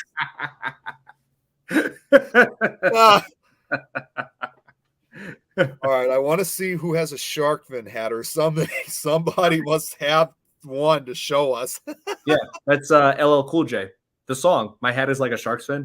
I was actually thinking of, and normally I don't really listen to his music, but ironically enough, this song has kind of become the unofficial song for Shark Week. It actually came out a couple years after Jaws, which is Jimmy Buffett's song, Fins. And if you remember now, almost 10 years ago, they had one of the few Shark Week festivals. It was summer of 2014 out in California. Oh, yeah. And he actually performed a Shark Week version of Fins. So it's just sometimes a little bit exciting how it became the unofficial song for Shark Week. And he has revealed that every year he'll take a break from his concerts and tours to be with his family, and they'll usually sit down and watch Jaws and Shark Week. So they're huge fans of it. And when he made this re-lyric version of Fins, he had a lot of fun doing it. I just wish he could have actually recorded it, because that could have became the theme song for Shark Week, which would have fit perfectly. Yeah, it could have. There is one song that's about that focuses on sharks that's become the most watched video on the entire internet now, and it's like a kid-friendly video, like focuses on toddlers. You know which one I'm talking about, right? I think I do. It does. It's starting to sound a little bit familiar. I think it was something called Pink Fong. It was called Baby Shark. So now they're trying to make sharks friendly to kids. Oh my gosh! Yeah, my niece, my 5-year-old niece and my 4-year-old nephew have listened to it for no end. Doo-doo shark. And now I feel like now it's gotten to the point where a lot of it's like all the kids that like play it so much on the iPads and whatnot that all the parents out there are probably just annoyed with it at this point. Yeah. But you know what? But Nick, here's the thing: the parents are overlooking a very simple solution to that problem, and you know what it is? What's that? If you're annoyed with your kids playing Baby Shark, here's the solution: just show them Jaws. Actually, just show them a scene from Jaws and tell them that's what Baby Shark grows up to be. That's it. Yeah. Done. What's funny, my friend Terry Mackey's looking at the personal comments. There's not really a lot going on in the personal chat over here, so that's why I haven't said much. Terry Mackey here says that she only knows of Jaws. That's basically it. Thanks, Terry. Appreciate it. She said love our show. So thank you. Thank you. So I'm actually surprised, because we had I don't think he's watching anymore, Robert White, because he lives down in Australia. Oh. And you think to yourself, when you think of Australia, you think of course, great white sharks being one of the highly habitable areas for great whites. Oh yeah, among other things, they've gotten their wildlife. Yeah, including jellyfish. Well, you have to remember too, everything is big down in Australia and the land down under, including the great white sharks. I mean, don't get me wrong. I think Australia, it seems like a very beautiful country, especially Sydney. You know, like I would love to see Sydney and look at the popular locations like the Opera House. Like that's one of the biggest. That's one of the biggest architectural things you have to see in that city. You know, it looks amazing. And when you go in the water, though. but at the same time, you got to be careful of like some of the wildlife they got there. Like not only the sharks, but they also have the Australian box jellyfish, which is the most poisonous animal on the planet. You know, I've heard my share of horror stories of people who've been stung by one of those, and if they don't get treatment, they die within an hour. Exactly. They got a lot of great stuff, but also a lot of stuff you really have to be careful with. In fact, if you kind of look at the sharks, unfortunately, Australia, along with the coast of California and South Africa, they're among one of the 3 highest areas where the most shark attacks or in this case, the most shark attacks involving the great white shark occur, unfortunately. That's true. And not only that, but they also have the Sydney funnel web spider. That's true. They got that, and they also got 7 of the 10 deadliest snakes in the world. Yeah. So you gotta watch out for those. And then also finally, you also have, like anywhere else, you also got crocodiles, and especially if you're out in the rainforests or the savannas or even some of the outback areas. Oh yeah, you just gotta be careful. You just gotta be careful where we step. Robert here said earlier, interestingly enough, because when we were talking about certain things that you always have to be careful also on land, he said, surprisingly, even though he lives in Australia, we have a lot more things trying to kill you down here on land rather than in the water, which I would not be surprised by. Yeah, I believe it. Yeah, if I ever go to Australia, like I said, seems like a great place to travel. Like all kinds of great things to experience, but at the same time, you just got to be careful where you step. It's like really the true way of saying, be careful what you wish for. Yep. Oh, here, Jill said, so what is your favorite shark film so far? Yeah, that's easy. It's Jaws. Yeah, Jaws. I mean, I love. Go ahead. Yeah, it'll always be number 1 for me. But I will say, Jill, if you check out my YouTube channel, there actually is video, my top 5 shark movies. I made it a few years back, but yeah, it's one of my most watched videos. So it shows like which shark movies I prefer, that I'm favorable towards.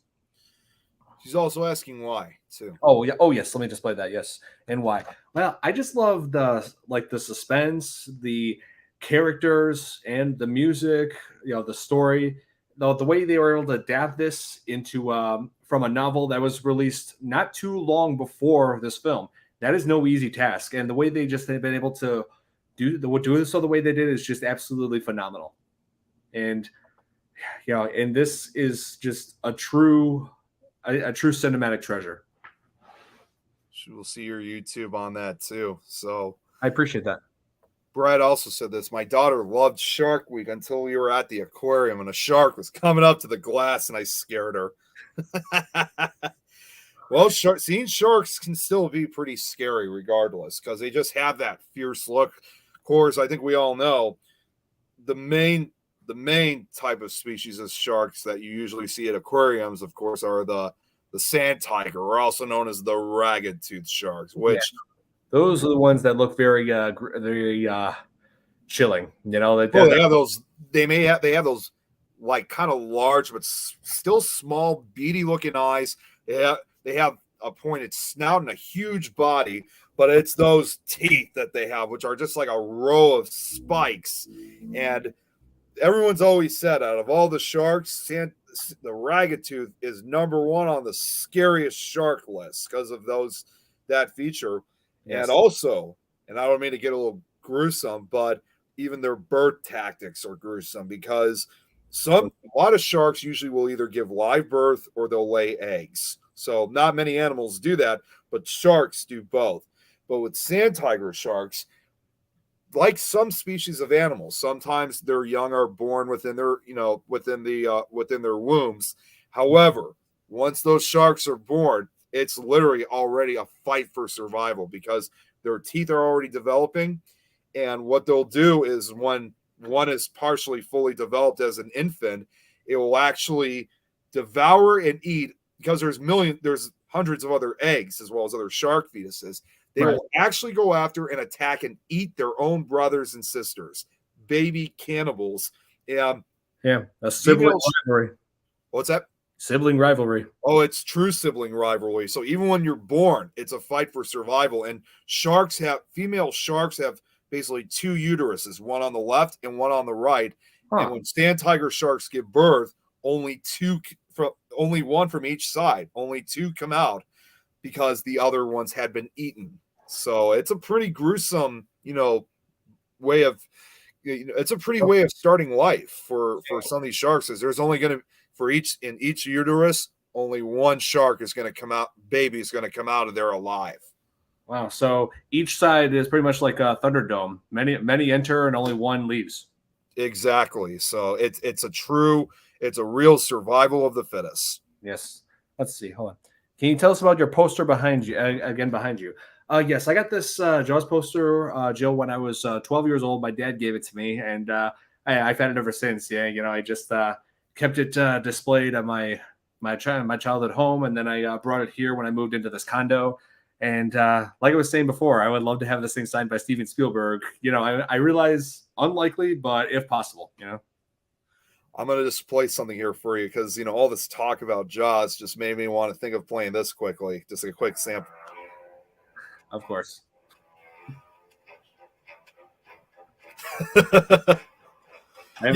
You can never go without Jaws without hearing the theme song, even if it's just a small sample of it. I have it on my phone, too. And I have it, too, on my Halloween music list. So even without Shark Week, I'll always listen to it around Halloween as well. Yep, you got it. One of John Williams' finest. That along with the Indiana Jones music and the Star Wars music. Yep. Yeah, like I remember my favorite. Aside from the main theme song from Star Wars, I also love the Darth Vader theme and also the Duel of the Fates score, which they had introduced in episode 1. Definitely. Yeah, one of the best theme songs is Jaws. Yes, definitely. Who wouldn't have thought that just 2 notes would send fear into the world? can I also point another trivia fact about Jaws is, and you probably know this already, Don. For those of you who have seen Jaws, unlike Brad,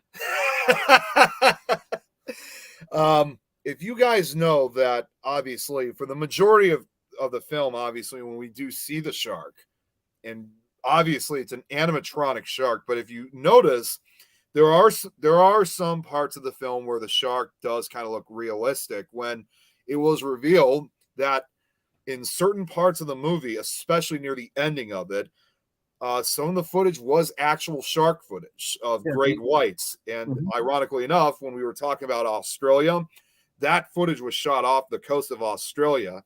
And if you look real close, like, for example, like when they're out in the middle of the ocean trying to catch the shark. Oh, yeah. If you look closely, there's that one scene where it's underwater and the shark is coming towards the camera. You might notice the shape of the boat is actually different because these were shot by actual scuba divers. And what their whole intention was when they shot this footage, because obviously this was shot for the movie using actual shark professionals, is what they would do is they would go down several feet into the water and have the sharks approach them in front of the camera. So it was actually more than one real shark, but their intention was to shoot them up close to give them the look that the shark actually looked a lot bigger than it was. Because, the closer you get, the bigger it looks. So it may be in reality, it may have been, let's say a 15 to 17 foot great white shark. But when it's close up, it will look like it's, 25, 30 feet. But that was in fact, if you look at the end of the credits, it does credit the actual shark footage. Yeah, I mean, now that you mention it, like being filmed in Australia, that wouldn't surprise me because I feel like Australia is like one of the biggest hotspots for great white sharks. And like I said, alongside also South Africa and California. I mean, great white sharks are known to approach other areas around the country. Around the world. I mean, they've had sightings, and there's been a few attacks. And other on the east coast area of the United States, as well as other parts of the West Coast, as well as Mexico, Hawaii, Central America, as well as some areas of South America, other areas of Africa, but they kind of move around. But the majority of the areas of encounters, if you like, is usually off of the coast of California, South Africa, and Australia. Yeah. Speaking of Sand Shark movie, I never seen it. I never saw it. I didn't. I mean, I did see one scene of it where like this couple was having an argument. The girl walks away, like while the guy's like buried up to his head in sand, and he gets dragged under. And that told me everything I need to know. But I was like, this just tells me everything I need to know about this film. Like bad acting, bad effects. I mean, maybe I'll just watch it just to get a laugh out of it. But other than that, I don't know.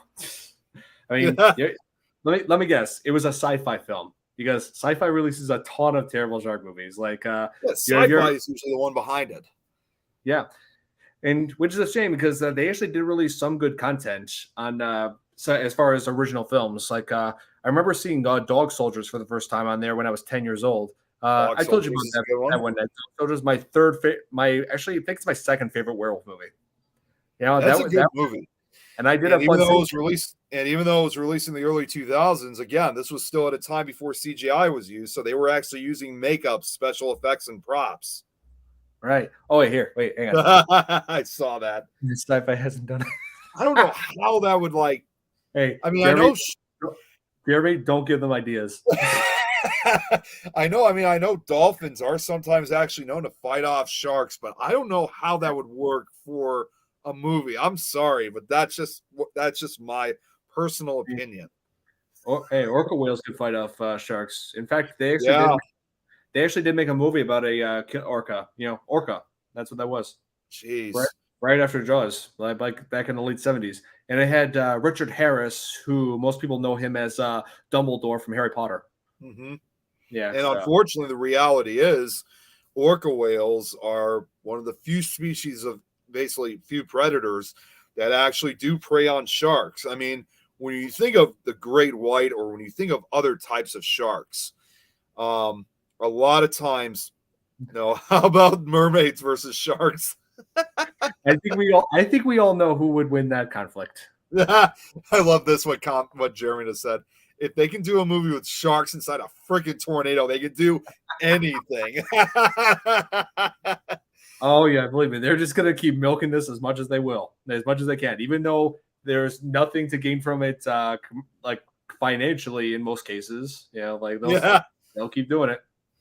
Oh yeah, and Brad makes a good point. Dolphins swim fast and jam the sharks with their nose into their belly. Sharks are actually scared of dolphins. I didn't know that.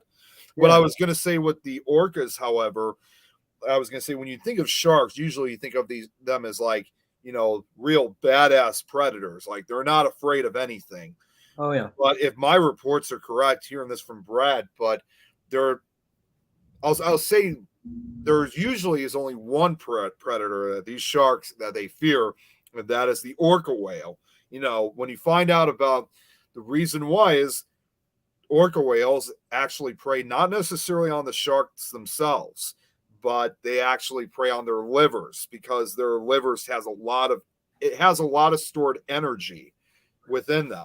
And so orcas, what they'll do is in this case, let's say a great white shark, they actually sometimes work in a group where they'll trap the shark so it can't escape, and then eventually turn them upside down to that I forgot, it's that hypnotism that sharks sometimes have. What is that called? Or there's a name for it. It was where if you turn a shark up, it gives it kind of, I can't remember the name of it for some reason, but it gives them that hypnotism, and that gives the orcas the advantage. And not sound graphic, it actually rips their stomachs, and that's when they remove their livers, which of course kills the shark immediately, because like us and other animals, a shark cannot live without its liver. And so and exactly, that's what they are. It's no reason why they're called killer whales. And when you learn the dark truth about them, we kind of realize that they're not as cute and as cuddly as we all want to believe they are. No. So because they're very intelligent and willing to defend themselves when they have to. And so when they're not fighting sharks, they have just one other natural enemy. What's that? Because I don't know what the other enemy is. Man. Oh man, yeah, it's true. And thanks to the orcas and us, it's no wonder why we're losing a lot of these sharks, basically because of that. And there's been a couple of shark shows where they try to hunt for great whites, obviously, to document them, and they never show up. And they finally realize that the orcas are basically taking over the entire town. And next thing you realize sharks are no longer on the top of the food chain. So, Angelo. Hey, Angelo. Hey, Angelo, good of you to join us. We were basically talking about the Jaws franchise as a whole, and also its ripoffs, and about sharks in real world, as well as my personal experience with a shark. The first time, see, and Jill just said this, and this is what we were talking about earlier.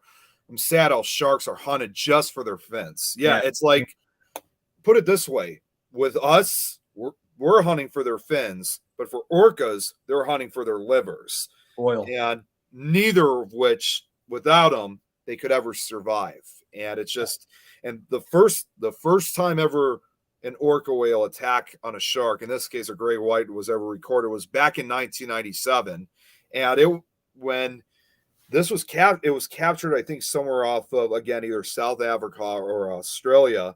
And they drown after that. So even if they did survive, they can't swim without it. Yeah, and if they can't swim, they can't breathe. They can't breathe because there are certain species of sharks, but that while some of them are able to lay on the ground, for the larger sharks like a gray white or a tiger shark, they have to keep moving, because if they don't, they'll sink. So they can never stop swimming. Exactly. So still at work and just now started to join the podcast. Well, hey, Angelo, if you can't watch the entire podcast, hey, don't worry. This will be on my YouTube channel as well. So you'll be able to watch the whole thing, my friend.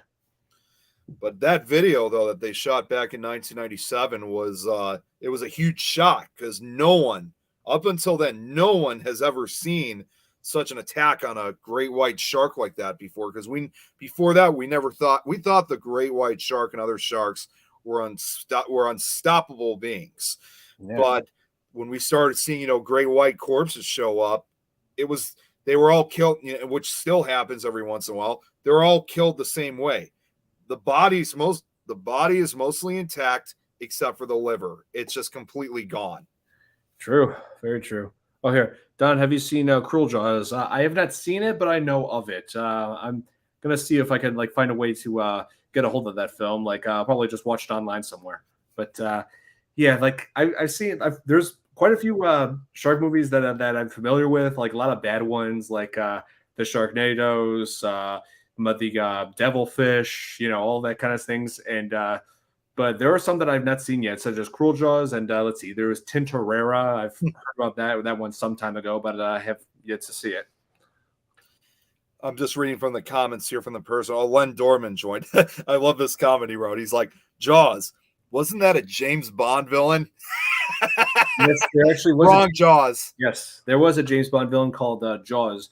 He was played by the late Richard Keel, and he was like a really tall guy. He was like probably, I think he was in the 7-foot range. Yeah, he was huge. He was like 7 feet tall, even He taller was. than me.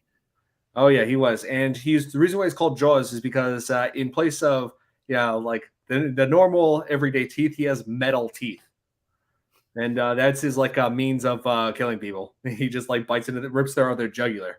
He looks more almost like, to me, in my opinion, almost like an early version of the Terminator. That's just how I think of him. And I believe he is he's featured in some of these James Bond films that I have. 2 of them actually. He was in what was it? The Spy Who Loved Me and Moonraker. Honestly, with his height and his intimidating look, he did have a supervillain look about him. So, he did. He actually absolutely did. He's like one of the most memorable James Bond villains. Secondary villains, like kind of like a villain sidekick. That along with Odd Job from Goldfinger. Even though, ironically enough, the entire time you see him, he never talks really ever.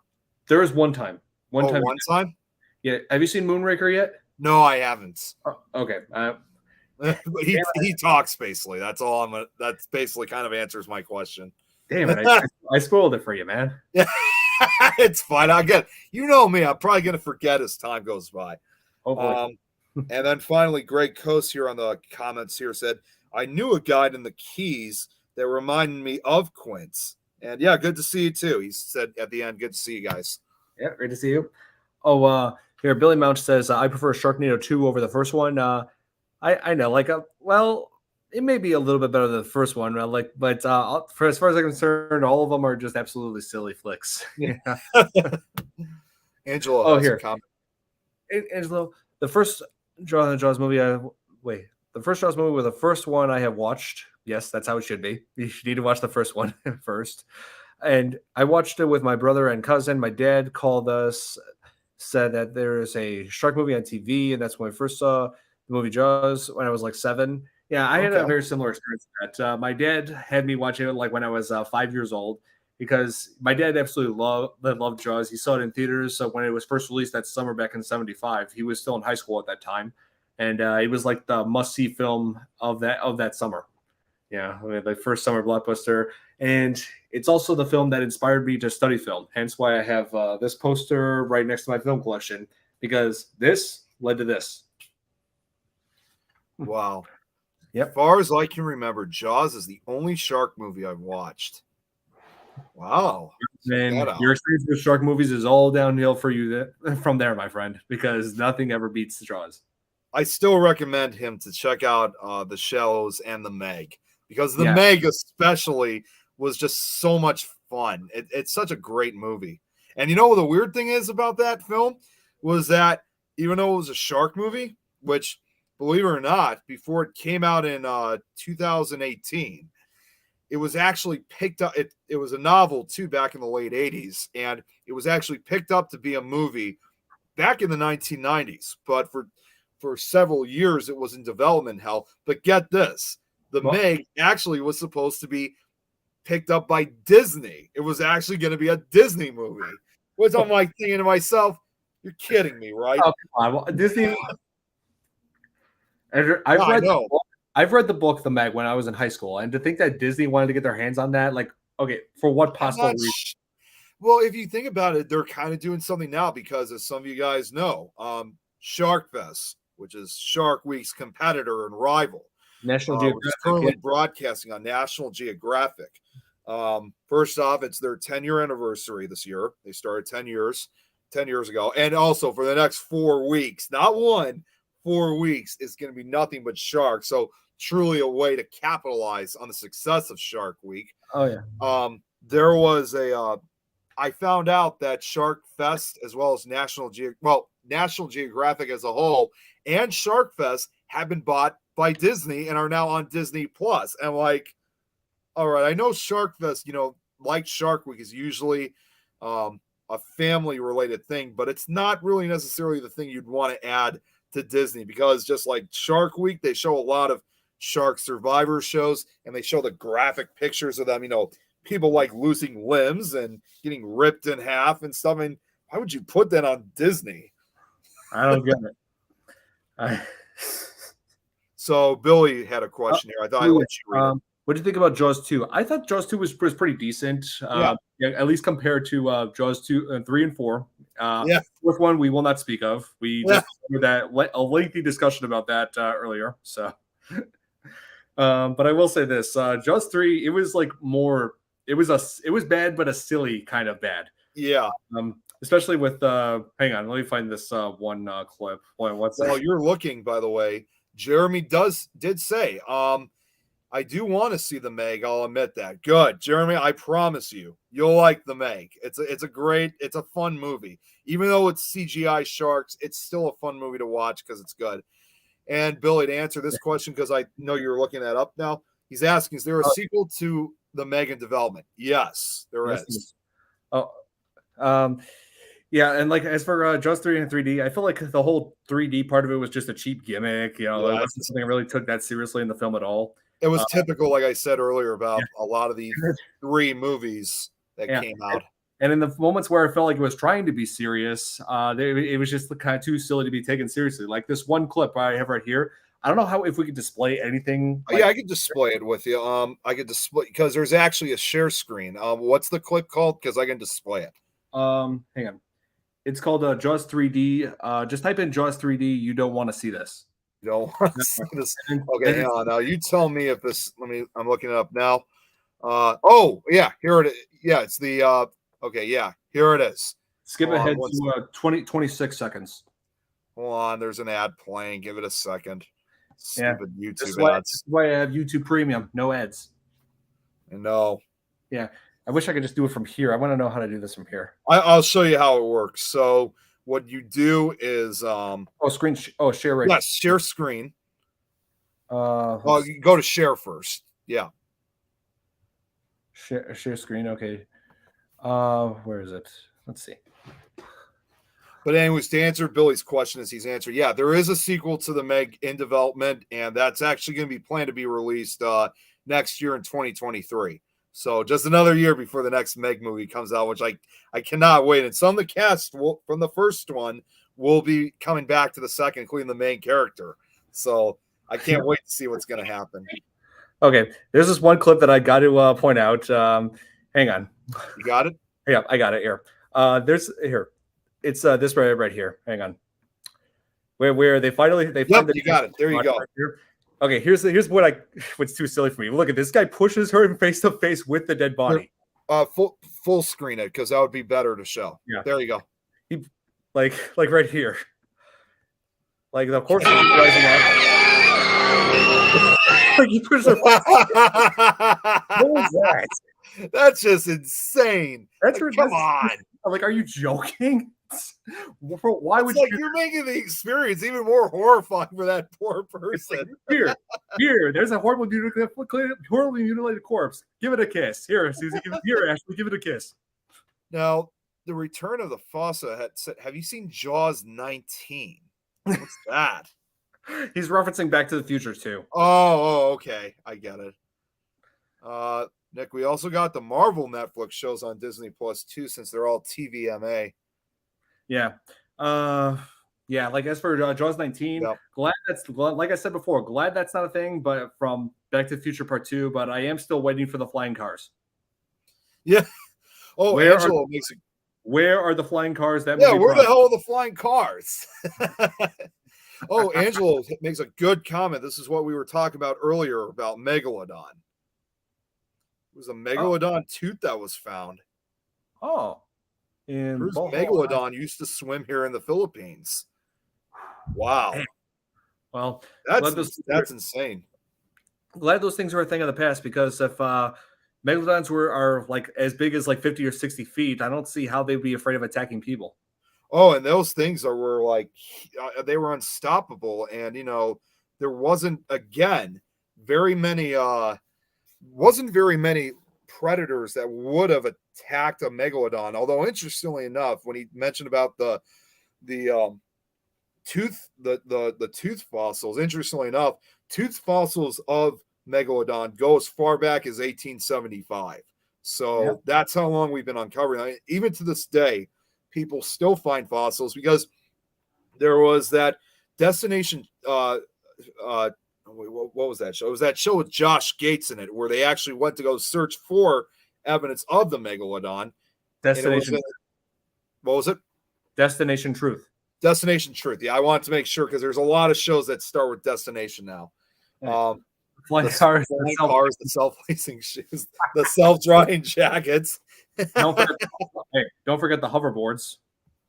Yeah, the hoverboards. Yeah, there's also a fake trailer with Jaws 19. We do have hoverboards. Let me just say this: we do have those, but they're not not publicly available yet. So no, they're just not made the same way as in Back to the Future. Yeah, exactly. But no, when Josh Gates went to investigate, I think it was somewhere in a desert area of Texas, I think it was, or it was somewhere in the southwestern United States, where they actually uncovered, a few of the shark teeth, including a megalodon fossil.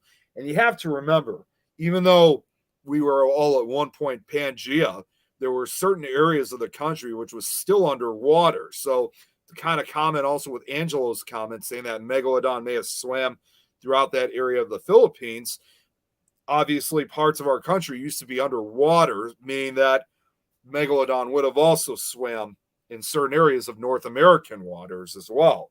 It was probably a worldwide shark. Yep. Let's see. I'm sorry. Go ahead. Sorry. The time machine, so I can go 100 years to the future and get the results to races and games, so I can come back and play. That's funny. Yeah, that is true. Play it again, Sam. Are you talking about that clip that we were just playing? Oh yeah, I X'd that one out. Yeah. Oh man.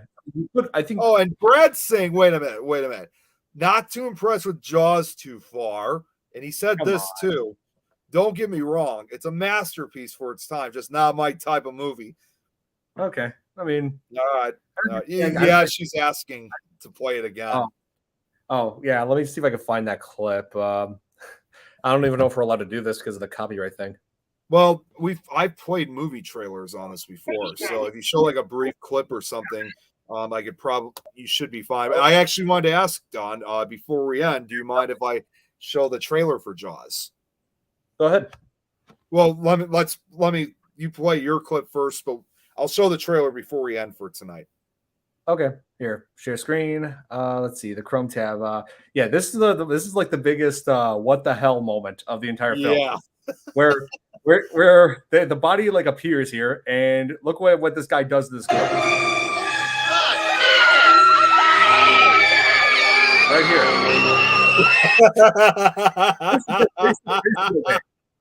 Who would do that? Who in the name of God would do that? Yeah, exactly. And Jill makes a good point too. Movie trailers, sweetheart. Yeah. She does say movie trailers are like an advertisement or commercial, though. So that's why I'm saying you shouldn't have too much of a copyright issue. Yeah, Jeremy. I've been saying that for years. He's like pushing the girl in to make them kiss. Hey, still a better love story than Twilight. Yeah. Oh wait, Jill's saying I know people who would totally do that. Oh my God. They must be some funny. There's some sick people out there, man. Yeah, really. There is. They're just cowards if they're gonna do something like that. Surprisingly, oh, he's saying about like when I show trailers on my show. Oh, Surprisingly, yeah, there's never a copyright hit on our show, so you should be fine. okay. I know, right? Um, Facebook jail means nothing. Oh, can you you react to the Jaws 19 trailer? Oh God, I'll consider it. He's scared. he's asking me to do a reaction video for my channel. I got to do more of those, but yeah, I had quite a little bit on my plate lately. So much love there. And then Brad's like, Facebook jail means nothing, Jeremy. I proved that. Hey, Nick, just have them throw in, can you feel the love tonight from Lion King? And then I don't give a damn about Facebook oh jail. my God. I'm sorry. I don't know what's wrong with me. Yeah, and it is true, Jeremy. He makes a good point about this. I have publicly stated and commented that Facebook is stupid and its workers are idiots because anytime you show something, even though we could show movie trailers and clips, there's always other issues like when you're trying to show stuff on Facebook, even if it's your own. They're saying, nope, that's still copyright. Yep. Oh, here's something you want to know. What's up? So I know what Jill said. So I know we're talking Jaws today, but I was thinking of titles of this podcast here and came up with 3 ideas. So far, if you want to hear them all out. Yes, please, Jill. Oh, there's waiting. Watching. Makes me think of Tremor. Oh, yeah. Tremors is actually another childhood gem of mine. And hey, Nick, we should definitely do a episode on Tremors in the future. Definitely. Tremor franchise, yeah, because that was a childhood gem to me. And you know what's ironic is that because just like we were talking about with sharks, like with Megalodon, with my cryptid knowledge, yeah, Tremors actually, believe it or not, is based on another cryptid. But I'd rather save that for another episode. But I'll tell you about that. I could tell you about that for the next show when we do it. Yes. Yes, Tremors was epic indeed. Yes. It really is like the desert version of Jaws, because I think the graboids in those movies said, they're basically what the sharks are in the ocean. These are the sharks of the desert, the true sand sharks. And I will say this: I do love how Tremors pays a lot of homage to 50s monster, 50s B movie monster flicks that take place in the middle of nowhere. It pretty much has all those aspects of it. But they just threw some a 90s humor into the mix. I was gonna say it's a lot. Tremors is a lot of fun. So and I love how Kevin Bacon's performance in that and also the actor Fred Ward, who fortunately is no longer with us. Yeah, I know he recently passed away, sadly. I got the name of your show. Everyone is great, but Brad, he hasn't watched Jaws. Oh, nice. Here's the other names that she came up with. Oh, okay. Night of the Living Horror Story Time, and wait for it, Horror Terror on Elmy Street. I know people have made fun of that joke in my name for years, saying Nightmare on Elmy Street. That's odd. I actually like that. Yeah, a lot of people have asked me what kind of a name is Elmy. It's Italian. Yeah, I figured it was an Italian last name. And my last name is also Italian too. Nice. So Italian bros. And Irish bros. And Irish bros. Irish bros boyos. Jeremy said he does like that third one. It's up to you, Don. This is your show. Yeah, I know. I'm gonna put a lot of thought into this. I've been getting quite a few names here and there. So yeah, I'll definitely consider. Oh, here. Italian, yes. Italian. And Billy wrote this down. Kevin Bacon would make a great Freddy Krueger. Yeah, he might. Yeah, because that's the thing. A lot of people are struggling to figure out who would play the next Freddy Krueger, because with Jackie Earle Haley, it didn't work out. It's just that everybody expects they see Robert Englund play Freddy Krueger, which is something he doesn't want to do again because he feels like he's too old for the role. But are trying to have him live up to the expectations, have him be on par with Robert Englund, which is much easier said than done. Yeah, he's played the character so many times; it's got to wear him out. Yeah, I gotta show. Sorry, Don. Go ahead. Anyone ever played Tickle Me Elmy?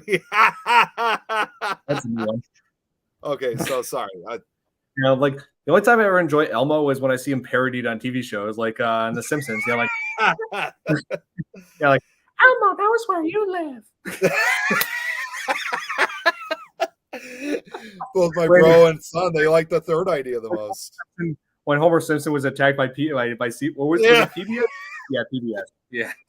Wasn't that one of the Treehouse of Horror episodes that he did? No, that they no, did, it wasn't. or- It was Oh, it was when he was like unwillingly shipped off to become a what do they call those? The Peace Corps, like some kind of a Peace Corps thing, like bringing doing work for like some island people. Yeah, like that's what that was.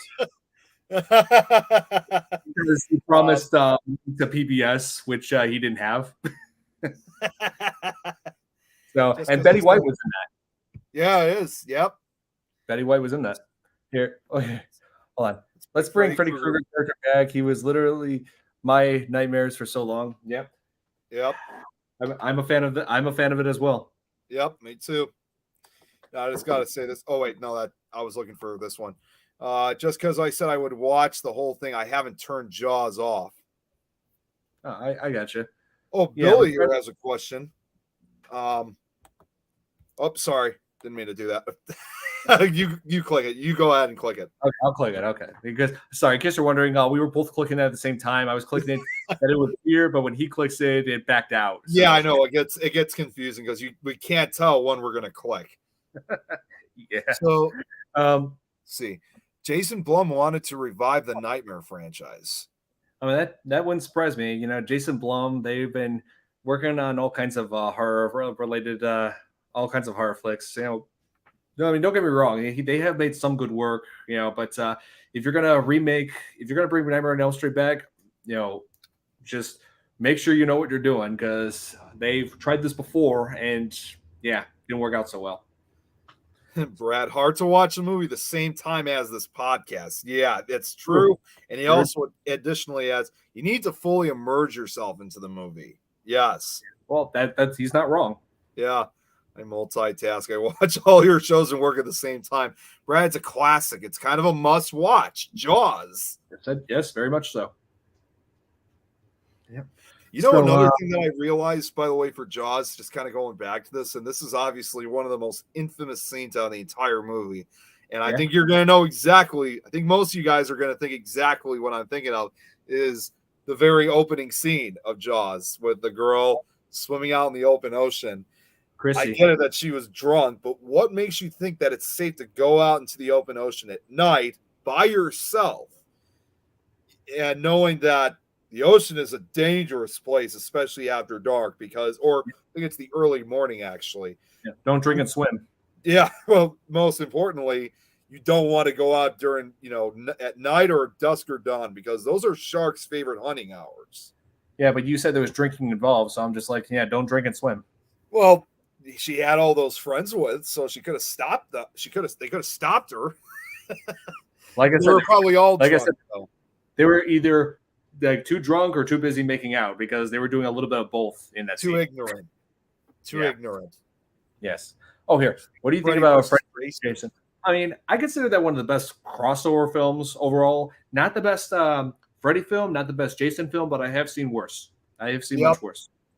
Yeah. I mean, that was pretty big thing for Robert Englund to go out on as far as the role, because after that he had retired. Well, with one exception, I believe there was a sitcom where they parodied Nightmare on Elm Street. They had him reprise Freddy Krueger. I'm trying to remember which sitcom that was. That's awesome. Yeah. Brad is a multitasker. Jill said, though, he can do it. She wanted some noogie. She wasn't thinking right. That's all teenagers. Yep. In horror films. Horror movie teenagers in a nutshell. Yep. After I get done with the Lord of the Rings series, I'll watch Jaws again. Nice. Dude, I have the extended versions of all 3 Lord of the Rings films. I mean, those are such masterpieces. I know that's like one of the best trilogies. It's right there with the original Star Wars trilogy. Directed by the great Peter Jackson. Yes. And Peter Jackson, I was surprised he went on to make Lord of the Rings after this one film he made, Dead Alive. Probably. Yeah, I know. one of the You would have goriest.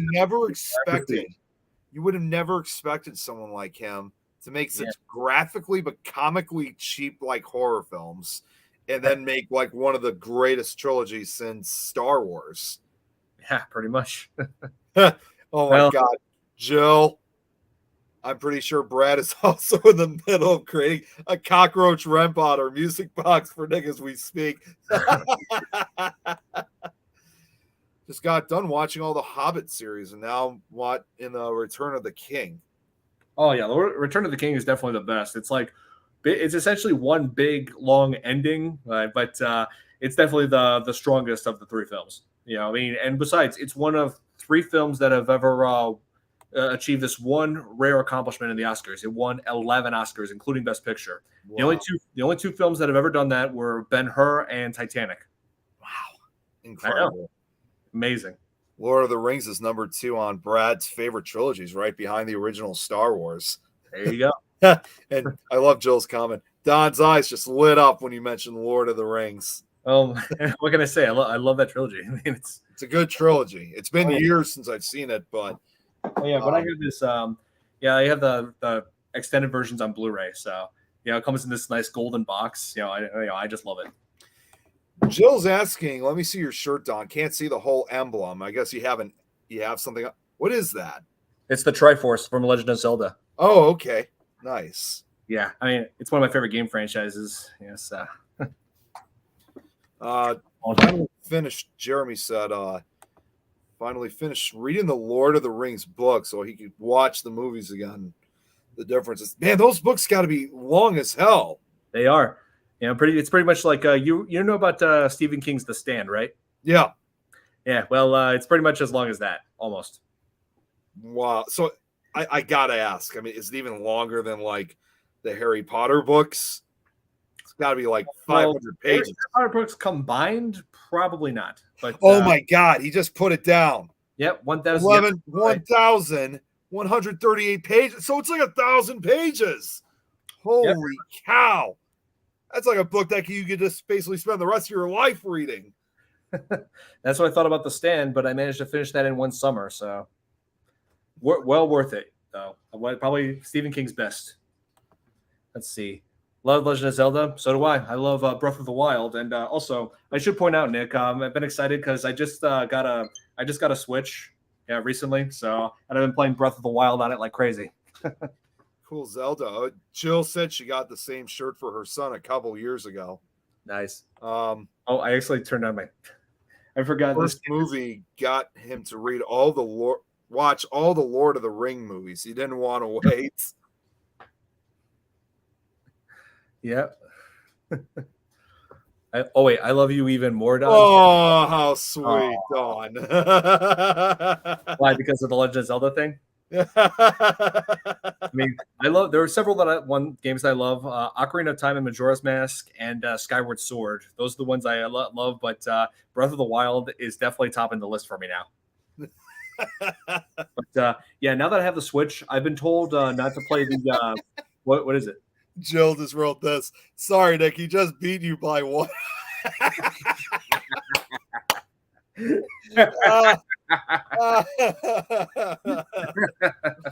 Oh my gosh. That's funny. Hey, my sincerest apologies, Nick. Hey,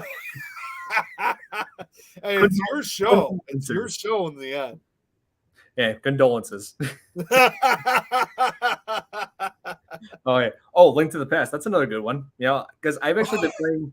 Yeah, I've actually been playing Link to the Past on the. I've been playing Breath of the Wild, but also lately I've been playing the Super Nintendo emulator that comes with the Nintendo online subscription. So I've been playing a little bit of Link to the Past myself. So it's a great game, great old school thing to go back to. I love this comment that Jill also put on. Jeremy and Brett, you're off the list now. Sorry, guys. Tom. Tom's here. Good to see you, Tom. Awesome. Hey, thank you for tuning in, man. Haven't played a Zelda game since the original NES version. Back when it all started. Yeah, that's when they released the two games. It's weird how they kind of jumped to the side scroller thing and that kind of gameplay in the second game. But, right. Yeah, but enjoyable nonetheless. But So, yeah, I think that would be a good stopping point here, Nick. All right. Well, just before we call it a night, I'm going to show the trailer. Just as Yes. like I said, Yes. can I also point out one final thing, by the way? Just one final thing about Jaws, because I don't know how we ended up with Lord of the Rings and stuff. And because we're responding to the comments. Yeah, I know. But I've told you though, there are times we're going to be off track sometimes. Oh, yeah. But it's sometimes fun to do that too. You know, one final thing I should let people know about with the movie Jaws, and Don, I think you know this, is that as hard as it believes with Jaws, believe it or not, it actually is partially based off of a true story based on the 1916 Jersey Shore shark attacks. Yes. That should be, I thought I should make a quick comment about that, in which in July of 1916, there were, well, I think about 6 shark attacks. Three of them occurred in one day. And it was this, along with the Indianapolis of what I was talking about earlier. This was really the one event that actually did inspire the movie Jaws. In fact, there are some characters that real life people that actually were kind of, some of the characters in the movie Jaws was kind of based off of these real life people that experienced and, you know, heard about what was going on. And you have to remember, again, like I mentioned earlier, in those days, people thought it was truly the great white shark, which they would have thought, they would have thought it would have reached out in lakes. And also, in those days, again, they thought the only true shark that was actually a man-eater was the great white shark. And now we know that, obviously, we now believe that the real killer, the real killer out of this was the bull shark, because again, they're known to live in fresh water. Yeah, you catch things like I've heard all kinds of stories where people are catching them down in the Mississippi River. You know, yep, we get them. We have them in the Mississippi. There was actually there was one case back in 1937 where men were actually boating up, and I just heard this yesterday on one of the Shark Fest shows, that they actually pulled out like an 8 or 9 foot bull shark out of the Mississippi River. So ironically, and Jeremy, get this, because we're going to be going there in a few weeks. Ironically, it was near the town of Alton, Illinois. So, because you have the Mississippi River right next to that town, and they put it this way: everybody knows Alton, like at least us. Everyone knows that Alton is one of the most haunted small towns in America.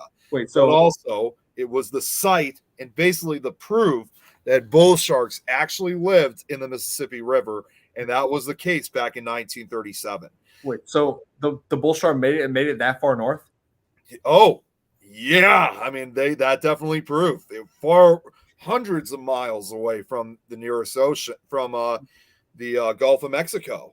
Holy so they do live in that. They do live close. It's probably the closest we'll ever have with sharks. But you have to remember, in the case of the Jersey Shore shark attacks, though, you have to remember shark research in those days was still in its infancy. And like I said, the great white was believed to be the only one that was a man-eater. So unfortunately, most other sharks, including the bull shark, back in those days, if people encountered them, they actually thought they were safe if they were with them. They only thought the great white was the only culprit. And now we've learned that actually was the bull shark. And as a result, there was after the 6 attacks, I think 4 of them were fatal. The other 2, I think one of them lost his leg. He wasn't able to walk for the rest of his life.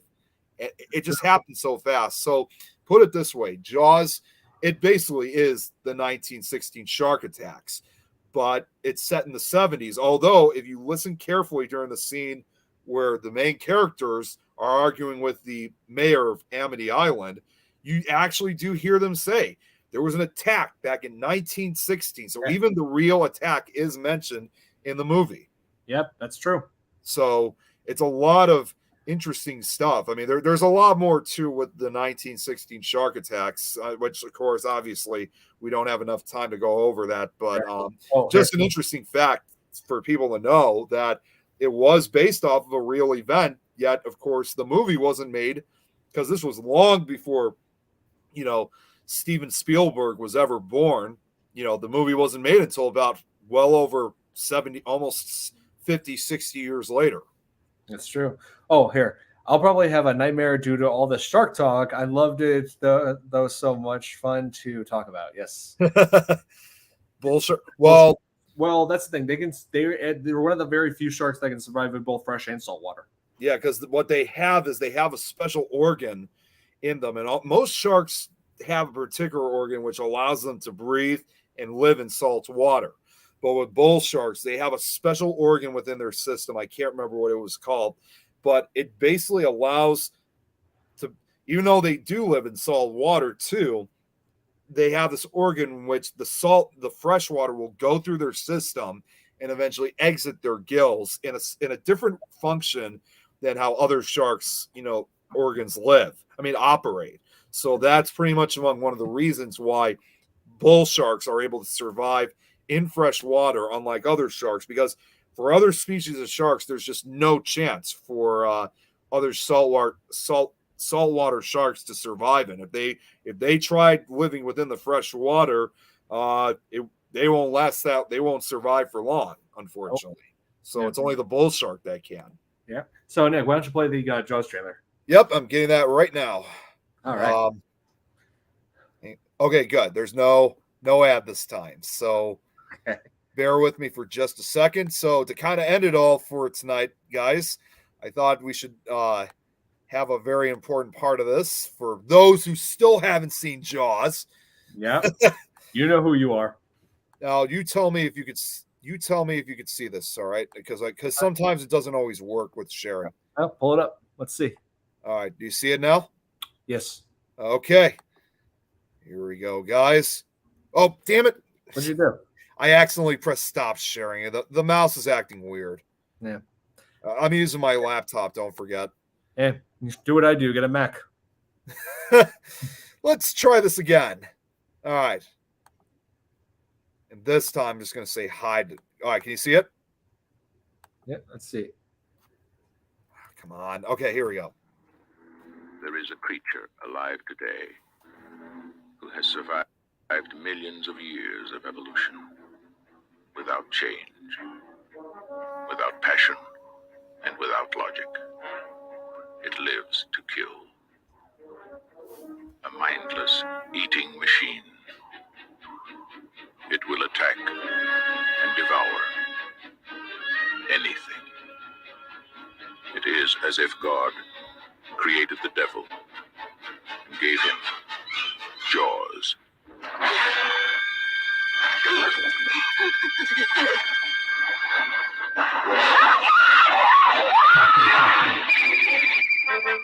Nice transition. This is Universal's extraordinary motion picture version of Peter Benchley's best-selling novel, Jaws. I just found out that a girl got killed here last week. And you knew it. You knew there was a shark out there. You knew it was dangerous, but you let people go swimming anyway.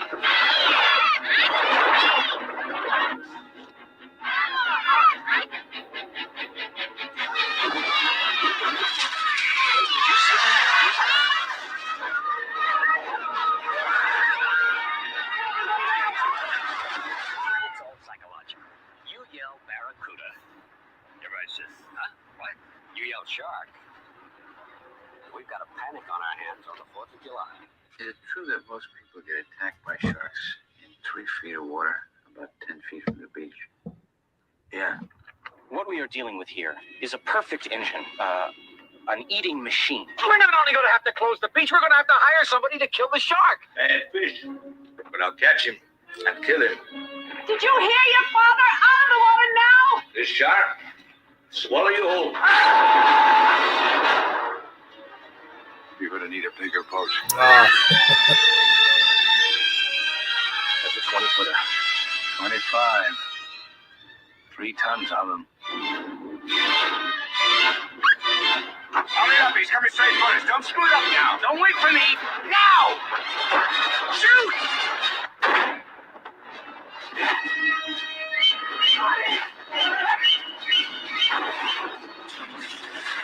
What's he do? Give him room! I can't, he's trying to run! Oh!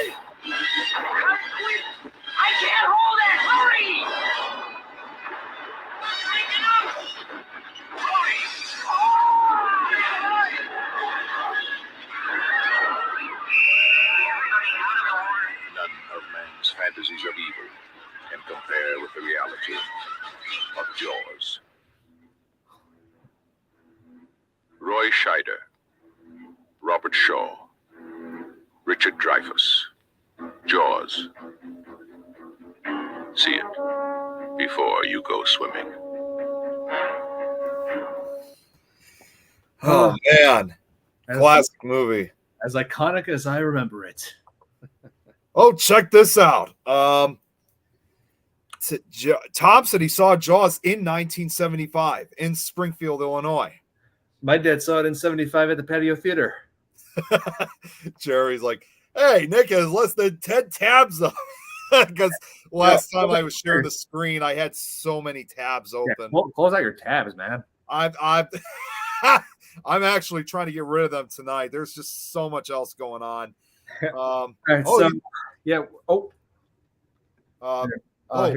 This is from Angela.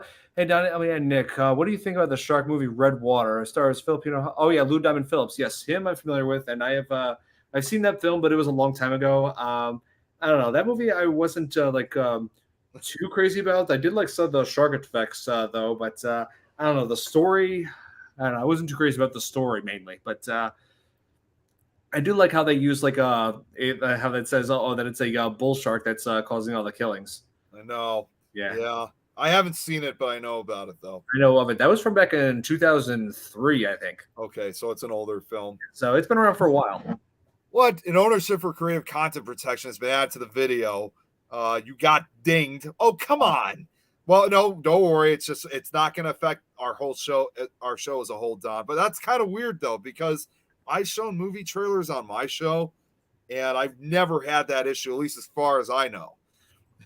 Oh, it's the infinite tabs open. Brad said he's already halfway through it. Oh, nice. Okay, so Nick, I think we're gonna wrap this up here. Yeah, we've been on for almost 2.5 hours. So even Jeremy said he doesn't get it. This was a great show tonight, Don. I mean, there were actually a few other shark movies I thought about bringing up, but I didn't really. I should have even brought up. Remember, not necessarily a shark movie. Remember the movie Zombie from Lucio Fulci Zombie with the infamous shark versus zombie scene? Damn it! Yeah, we'll have to save that for another time. Another time. Hey, maybe we'll do a video where we just talk about Zombie 2 and Fulci movies or something. You know? I mean, it basically is the iconic is what you would call Jaws meets Dawn of the Dead. So it would be kind of like a crossover, if you will. Yeah, there'll be other opportunities, man. Yep. Yeah. Thank you, Mr. Nice Guy. Yep. So Nick, man, this has been an awesome show. Yeah, I really had fun with this one. And so everybody who's watching, if you're a Stranger Things fan, be sure to tune in next week because we will be going over Stranger Things season 2. So, hope you've been keeping up to date on it, Nick. Oh, definitely. I know Shark Fest is now getting in the way as well as Shark Week, but yes, we'll focus. I'm going to try to find some time to watch some more Stranger Things. I wanted to show that comment for Angelo said this.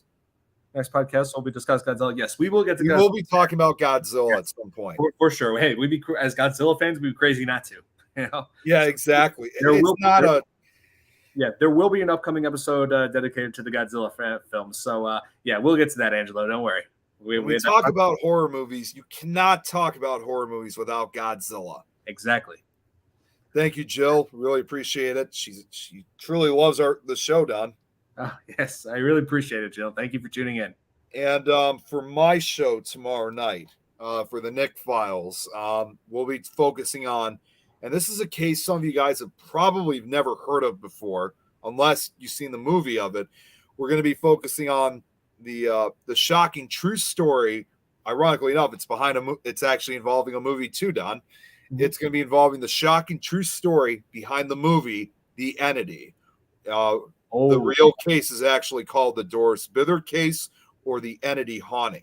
Yeah, it's a hard movie to watch. It's a hard movie to watch, and the story itself, the real story, honestly, I think it's actually much more frightening and graphic than the movie and book itself.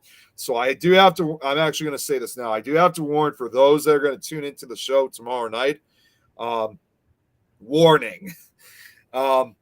There's nothing going to be visually graphic shown on the presentation, but this presentation will contain some information that may some graphic sexual related information involved in this case that may be graphic to some listeners. So not necessarily viewers, but listener discretion is advised.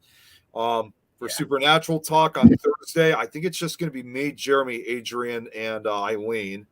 I'm not sure what we're going to be talking about. And then Friday on the 13th Dimension, we got Jeremy, remind me. I know we have a guest for this upcoming Friday. Remind me who we have on. We'll just give him a second. Okay. Friday's Greg. Greg Backen. The guy who was the guy who was supposed to come right after us, but he wasn't able to join. So we'll be having Greg on. So Okay. Angelo said, I hope the Godzilla discussion podcast will be on. Well, we're doing this every Tuesday, Angelo. Yeah. So, Angelo, just so you know, because I thought I should let him know about how this whole network works. Right. Unfortunately, Angelo, for the most part, we don't really do shows on Saturday, especially Saturday evenings, because Saturday nights are open panel investigation nights. There are no shows that go after. I think it's like after 4:00. I could be wrong on the time, but there are no shows that run because that's when we open it up for live panel paranormal investigations. And then Sundays, we have shows running, but unfortunately, the majority of the shows on Sunday are usually the majority of Sunday schedules are already filled up, so we can only do this on Tuesday nights. Yeah, it's the best we could do. Yeah, But, Jill. I'm looking forward for you to come on to check this one out for the entity case. Again, it's going to be hard to listen to, but it's going to be it's an incredible story though. It's a very rare type of paranormal case that you don't really ever hear very often, but it is going to be graphic. So just be aware of what we're going to be talking about tomorrow night. Normally, I don't go that direction, but this is quite exceptional because it's a story I definitely think that needs to be told. Not too bad. It's hard. Oh, yeah. I do apologize for that. Yeah, I'm sorry, Angela. I imagine that could be an inconvenience, but I do apologize that we can't do it on weekends. Jeremy said for Thursday's show, it's just the four of us, free for all. Okay.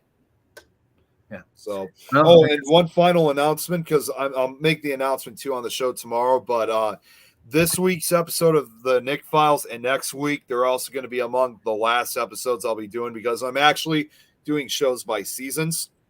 So as a result, I'm basically running out of presentations to show. So after this week's show and next week's show, I'm going to be taking a hiatus from doing the Nick Files, but I will still, however, be doing shows with Don, Supernatural Talk, and the 13th Dimension.